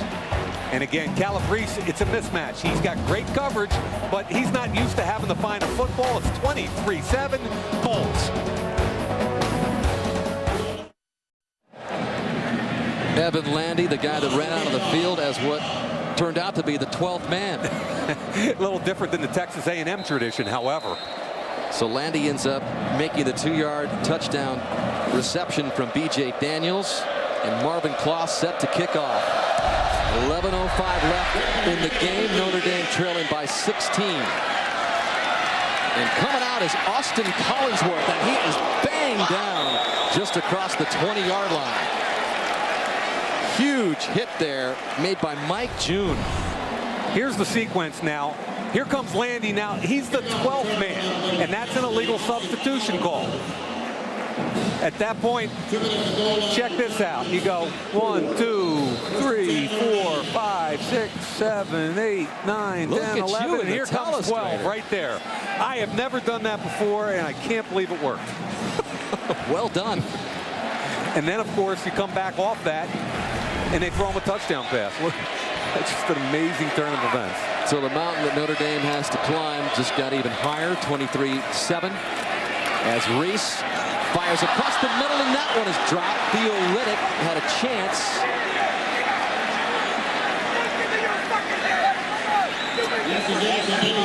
Should he have had this one? Oh, are you kidding me? I mean, I'm not sure why he looked like he was mad at somebody. Oh. You can't throw that any better in a flag football game. I mean, that's put right on him. Catch the football. I mean, there's nowhere else for Notre Dame to point the finger other than at themselves. And I give South Florida a ton of credit for taking advantage. There are a lot of players on Notre Dame's sideline that have made critical mistakes. Tommy Reese just came into the second half. He's been pretty solid, hasn't made a huge mistake yet. Michael Floyd with the reception. Again, the interception that he tossed wasn't his fault. Came off the body of T.J. Jones. You know, the one thing I would say, Dan, is at 23-7, the differential obviously is 16. Which could be 2 touchdowns with 2 two-point conversions. That's the way Notre Dame's got to be thinking. 3rd and 4 from their 30.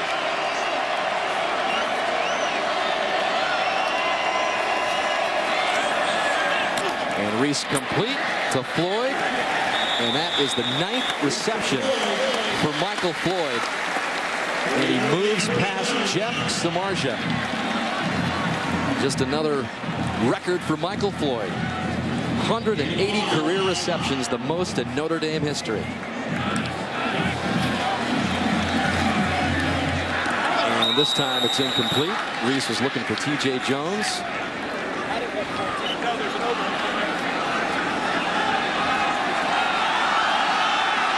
And as Notre Dame gets ready on 2nd down and 10. Today's first down line brought to you by Xerox. 10:05 left in the season opener for Notre Dame and South Florida. First ever meeting between these two teams. Please reset the game clock to 10 minutes, 14 seconds.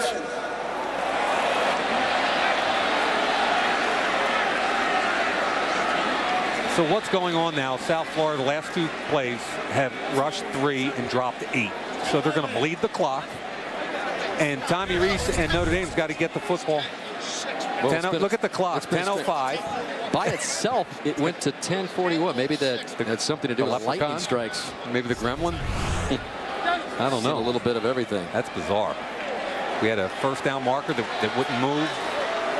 Lightning.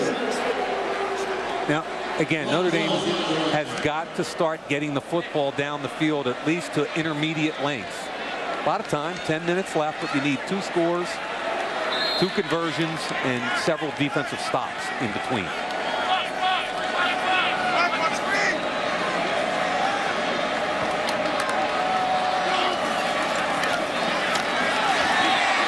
Reese with time, incomplete, and Tyler Eifert was interfered there by Quentin Washington.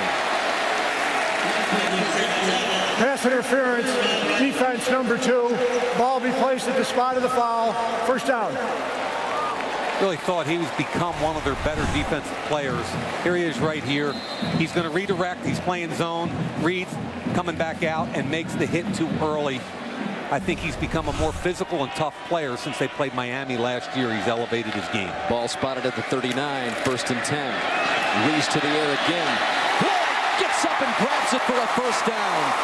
Another example of what he can do. 6 feet 3, 224 pounds.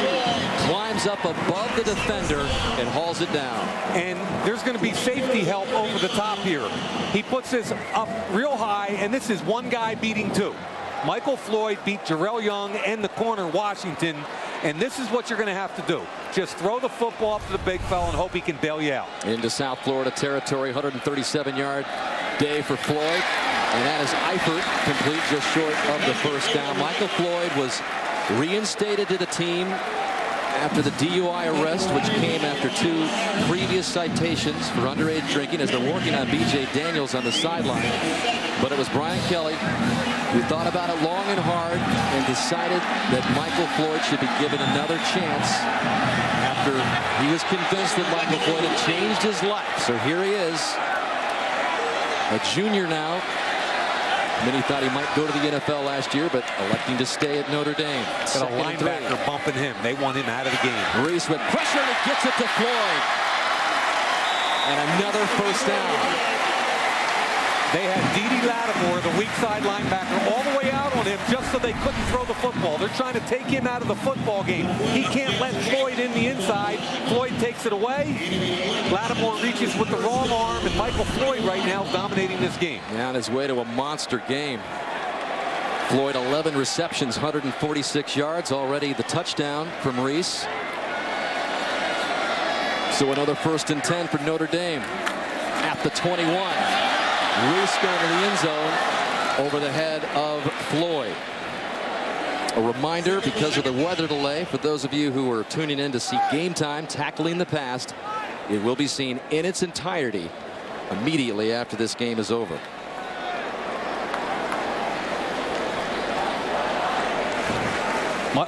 Michael Floyd's looking for something. He's going to the sideline. He's been giving hand signals to Brian Kelly. I've watched everything since that last snap. He's asking for the football. Well, with the way he's going, I'd give it to him.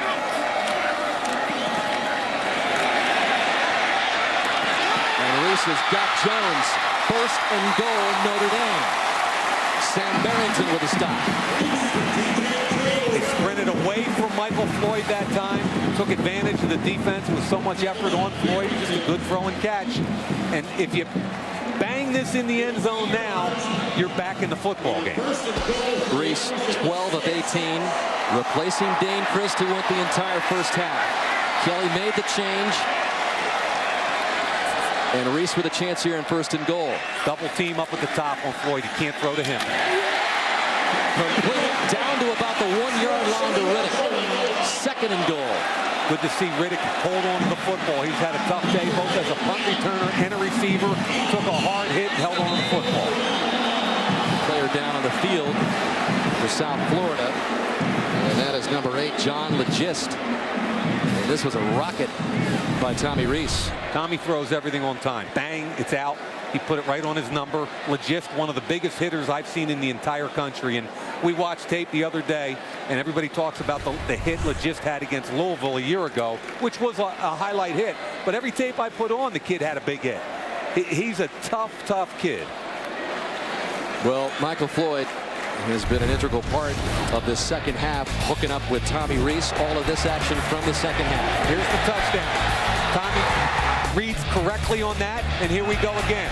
Double coverage, he puts it up high. Safety Jarrell Young can't get there. He beats the linebacker, Dede Lattimore, inside. They're double teaming him consistently in the second half, yet Michael Floyd continues to dominate. 11 receptions tonight, ties a career high. Floyd moved on campus this year. He is in Dillon Hall, and he moved into a room surrounded by 4 freshmen. How would you like to be checking into Notre Dame your first year, and you got Michael Floyd living with you? But I look at it the other way. How'd you like to be Michael Floyd as a senior, and you're surrounded by 4 freshmen? Well, that was a part of the plan to change his life. Get him on campus. Get him in Dillon Hall. I thought he had a pretty cool attitude about it. You know, he hangs out with them occasionally, and he showed some humility in his situation. And if this kid wants to be a high draft pick and go on to the next level, he's going to have to show that kind of humility. And Brian Kelly says that's what makes Notre Dame life distinct. The players in with the Halls here on campus. Here Wood trying to get in on 2nd and goal. There was a lot of scramble for the football. Yep, and the whistle didn't get blown for a long time. He got close to the goal line. Corey Grissom, good job inside, as does Julius Forte. They're trying to strip him from behind. You can see Jacquez Jenkins. 3rd and goal. And this time Wood is in for the touchdown.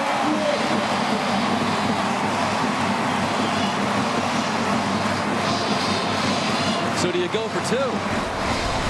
I think you have to. There it is. Real good push on the left side.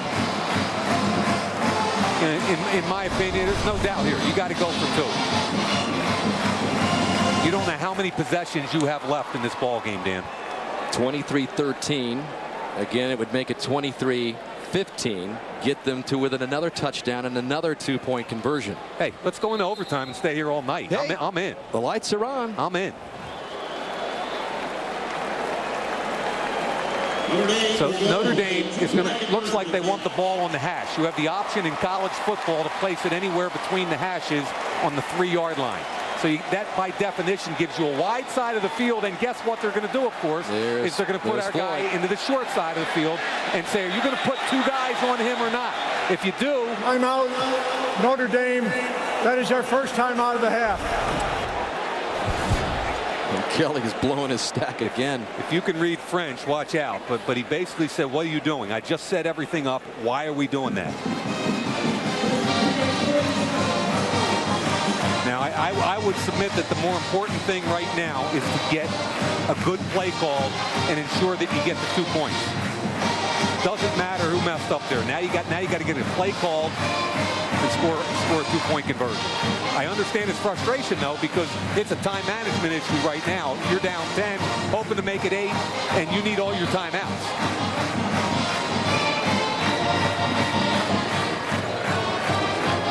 So again, they're going to set up a situation with the ball on the 3-yard line near hash. If you want to double team Michael Floyd, that's going to leave a one-on-one elsewhere. And that's the read that this young kid, Tommy Rees, has to make. Here's Floyd. And here's the 2-point conversion for Notre Dame to make it 23-15 with 7.5 minutes left in the final quarter. Rees with a quick strike, and it's knocked down. Flags come in from all directions.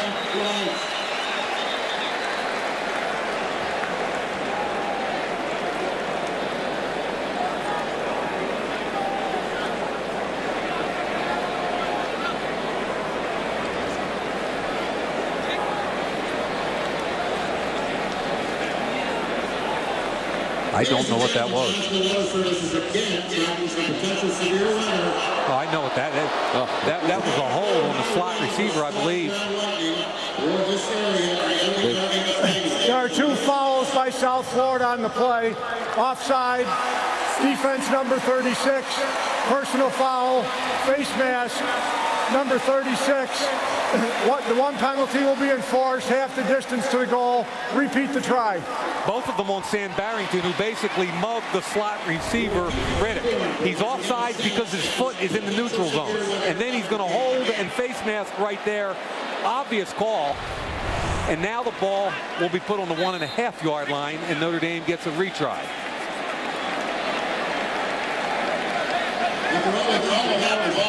Two-point conversion has taken as long as the weather delay after the first half. You got one-on-one here now. No help. Rees to Floyd. Incomplete. You got to throw that inbound. You can't, even if he came down with it, he was out of bounds. That's a young quarterback's mistake there. He went to the right guy, but you got to throw it up high in the corner and let your best player make a play. Good job by Quentin Washington getting the hands on. But look, he goes up to catch it. Even if he comes down with it, he's out of bounds. It's got to go back by the back pylon, not where it goes. So with that key 2-point conversion, Notre Dame's going to need a couple of scores late in the game.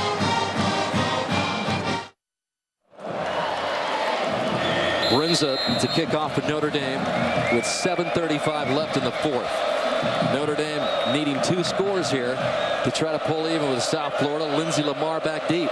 South Florida has the hands team in just in case.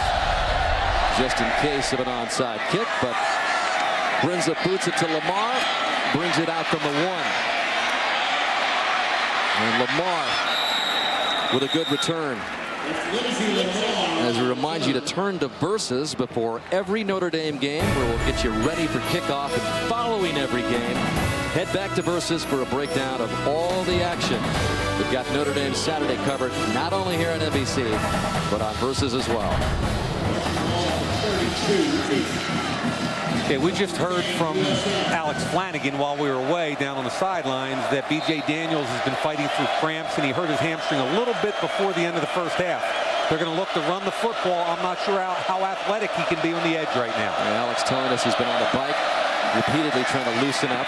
Demetrius Murray gets the call. Notre Dame there to stop him for a loss. Ethan Johnson, one of the first to get to him. Notre Dame with a couple of timeouts left as the clock rolls on, approaching the 7-minute mark. Can't panic here. 7 minutes, you get a 3 and out, and you still have a great chance here if you're Notre Dame. South Florida, every first down just shortens this game. Score the roll by there. Michigan, the Notre Dame opponent next week, getting the victory over Western Michigan. Least to Notre Dame's 40s right now as they are down to South Florida. The Bulls at the 30 on 2nd and 12. And Daniels tosses it to Murray. And he gets across the 35-yard line. Harrison Smith with a stop, but a flag comes in. I think we got an unsportsmanlike. After the play was over, personal foul, unnecessary roughness, number 90 on the defense, 15-yard penalty, first down. Ethan Johnson. That's killer. You want to talk about just continuing to hurt yourself. Here's Ethan right there. Why jump on him there? He's down. I mean, that's losing your composure. Instead of a third down situation where you got a chance to get the football back, they're now on your 48-yard line with a first down. And that's a senior, a guy that's played in, well, now his 39th game here at Notre Dame with a penalty. How many penalties has there been on Notre Dame today? So that moves the ball into Notre Dame territory at the 48. South Florida with a 1st and 10. And they keep it on the ground to Murray.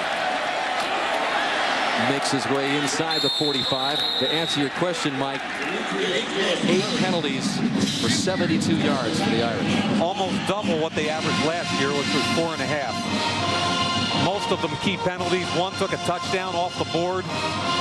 Brian Kelly has got to be as frustrated as he's ever been in his career. Penalties, turnovers, everything you tell your team and your staff before the season starts, especially in the opening game. And I'm a coach's son. That's what I remember that when I was a kid. My dad talking about opening game. Penalties, turnovers, tackling and special teams. Drop balls. Murray, as the Bulls keep it on the ground on 2nd and 6. Darius Fleming brings him down.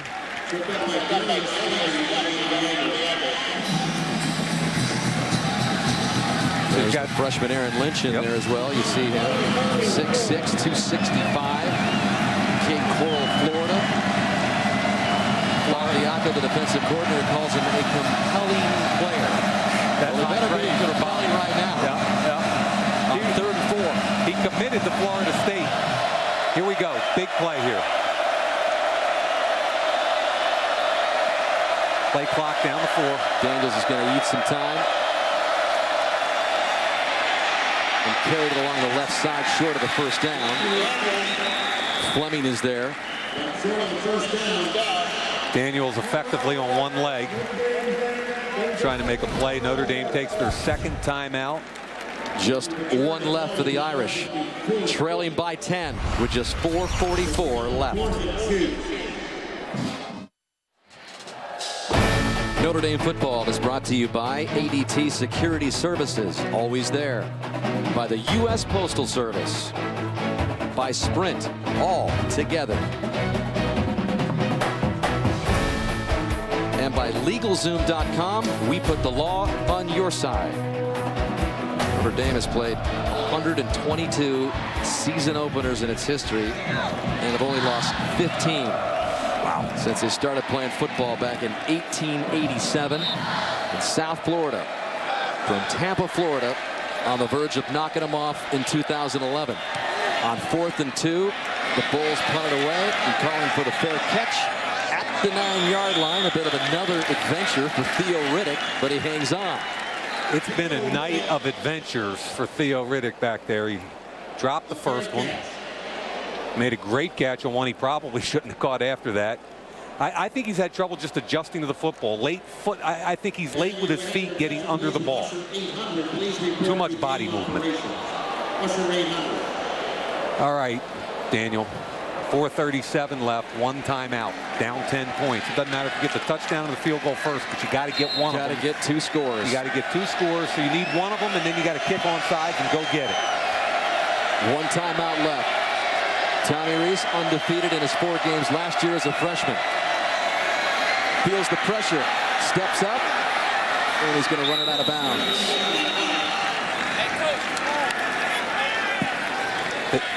South Florida only brought 4 that time. I think you're going to see a combination of them bringing 3, bringing 4, maybe occasionally bringing just a little pressure to keep them honest. Skip Holtz and his entire staff has done a wonderful job, I believe. And their kids feel like they're every bit as good as Notre Dame or any BCS program. This was a program that, for the first 6 years of its existence, operated out of a trailer in Tampa. In fact, they nicknamed it the Ponderosa. Being suspended because of weather conditions. With 4:21 left, we just heard the public address announcer a few moments ago warn the crowd that more weather was approaching. And again, this was the second bit of weather that we did expect to come through South Bend after the first one delayed the resumption of the second half for a couple of hours. Look, I give Skip credit. Look at him. He's not upset. He can't control it. He's going to go get his guys now. He wants to hear what's going on. And so now the public address announcer is once again running down all the buildings on campus here in South Bend that the fans can take shelter. Brian Kelly and his team head of the locker room for the second time because of weather.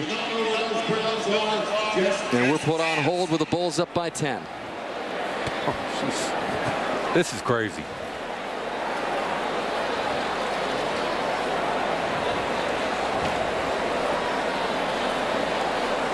Building towards a compelling finish. Not only the first initial weather delay in Notre Dame history, but we've got another one. And Alex Flanagan has been all over Notre Dame Stadium this afternoon and tonight. Dan, it's a crazy scene down here. I'm just walking in back in the tunnel with some of the players, and there's a lot of confusion going on. They're looking at their coaches saying, wait, is this the end? Is it over? Nobody seems to know exactly. We did hear on the PA down here on the field, they gave the code instructing the ushers to evacuate the stadium. They've been waiting on this other cell to come through that's supposed to have some high winds and some severe lightning. So they're taking the precautions necessary to make sure that nobody gets hurt by this storm, and so we'll start this process all over again. Well, Mike, we've had a monitor in our booth here dedicated to the Weather Channel's radar, and there is some mean green looking stuff coming in from the west. No offense to the Weather Channel, but I'm tired of this thing. Okay, we're right here again. We're right in here somewhere. I don't know. I've never seen something like this. Not once, but twice. What's the Notre Dame saying? Shake down the thunder. That's a literal translation. Yeah. You're taking some liberties with. Man, is that frustrating? We had a pretty good game going in the second half. Notre Dame missed opportunities. South Florida just continuing to close the door. When Ruffer missed that chip shot field goal, 30 yards, that would have made it a 1-possession game. Let's go down and check in with Alex Flanagan. Hey, Mike, well, I know it's a little frustrating with the game here going in and out and the weather delays, but remember, there's been a number of incidences related to weather, and I think officials here, Jack Swarbrick, the AD, of course, has to be sensitive. As I'm standing here talking to you, the winds are beginning to really swirl, but remember Declan Sullivan last year, the tragic, unfortunate death of a Notre Dame student because of weather and high winds, and then more recently at the Indiana State Fair, remember during a concert, weather came through, nobody was expecting it, a tornado hit, and a number of people were killed there. So I think given the past, those recent experiences, that Jack Swarbrick and everybody here at the Notre Dame Stadium is really taking this serious and taking the necessary precautions when it comes to weather. Absolutely, Alex. In fact, the family of Declan Sullivan, a part of the flag presentation before the game here at Notre Dame with a couple of other families. The videographer who lost his life last year last October. And so no way they want to get this many people in any kind of possible further weather danger. So the second delay, fans filing out. With the South Florida Bulls on top by 10 with 4:21 to go. Well, Mike, I swooped in here on the telecast with Tom Hammond covering the World Track and Field Championships in South Korea, and brought you some bad weather luck. I'm sorry about that. It's okay.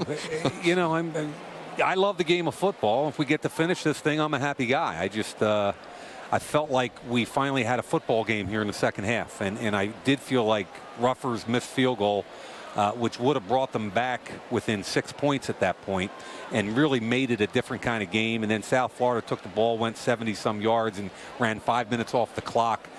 To Notre Dame's credit, they were able to rally and score again, but the missed 2-point conversion, and again, for me, Tommy Rees had an opportunity to make a play there. He threw it too wide, and, you know, Michael Floyd's played great, but at the end of the day, they've imploded, and let's face it, South Florida's taken advantage of it and outplayed them in every phase. Based on what you saw from Tommy Rees coming in for Dane Christ, good decision by Brian Kelly to make the change? Yeah, I think it was the right decision. I really do, and especially in hindsight. You take a look at that. Tommy played well. Ball came out on time. He was very accurate. He helped bring them back. My only criticism, again, is that 2-point conversion where you've got to give your playmaker a chance to make a play. You can't throw it out of bounds. Public address announcer just announcing to the crowd here, or the crowd that has left here, that it is a 30-minute delay. There was a more than 2-hour delay of the first one. And so you see a lot of the students still hanging out, waiting. And Skip Holtz will wait a little longer to try to pick up what I would have to believe might be the sweetest victory of his college coaching career, you would have to think, if he's able to hang on and if we're able to get this in a little bit later on from Notre Dame Stadium. Another weather delay at South Bend with the Bulls up by 10.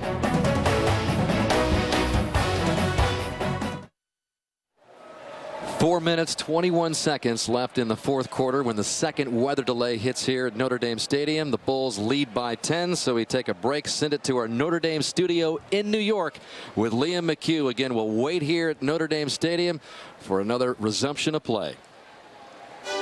Dan, thanks so much. Mother Nature, the big star of this game so far. Liam McHugh alongside Doug Flutie. 4:21 remaining. Another weather delay. South Florida leading at 23-13. Skip Holtz homecoming game. We knew emotions would be high. Are you surprised that Notre Dame seems to be the team that's sloppy and South Florida is poised? I really am. I mean, the South Florida kids, no crucial penalties, no turnovers. It was Notre Dame with the crucial turnovers that take points off the board.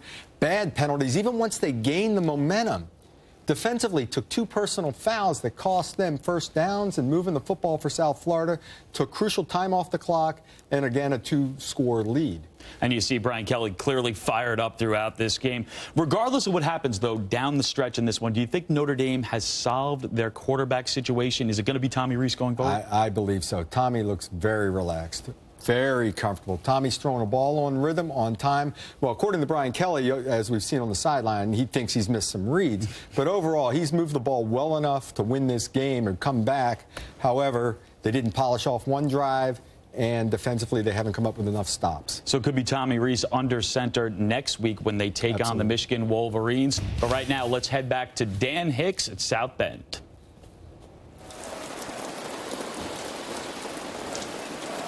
Well, the rain really coming down right now at Notre Dame Stadium. The second weather delay of the season opener between South Florida and Notre Dame.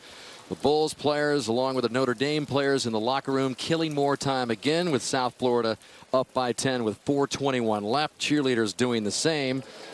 And a reminder for those of you tuning in to see Game Time Talking with the Past, that is going to be coming your way in its entirety. And when this game resumes, the conclusion of it can be seen on Versus. So South Florida with a 10-point lead. Another weather delay, the first evacuation of Notre Dame Stadium in history, a couple times tonight with lightning striking in the area. We're going to try to get this game in, but again, tune into the movie right now on NBC, and again, we'll have the conclusion of the Notre Dame season opener on Versus a little bit later on, hopefully on Versus. So long for now from Notre Dame.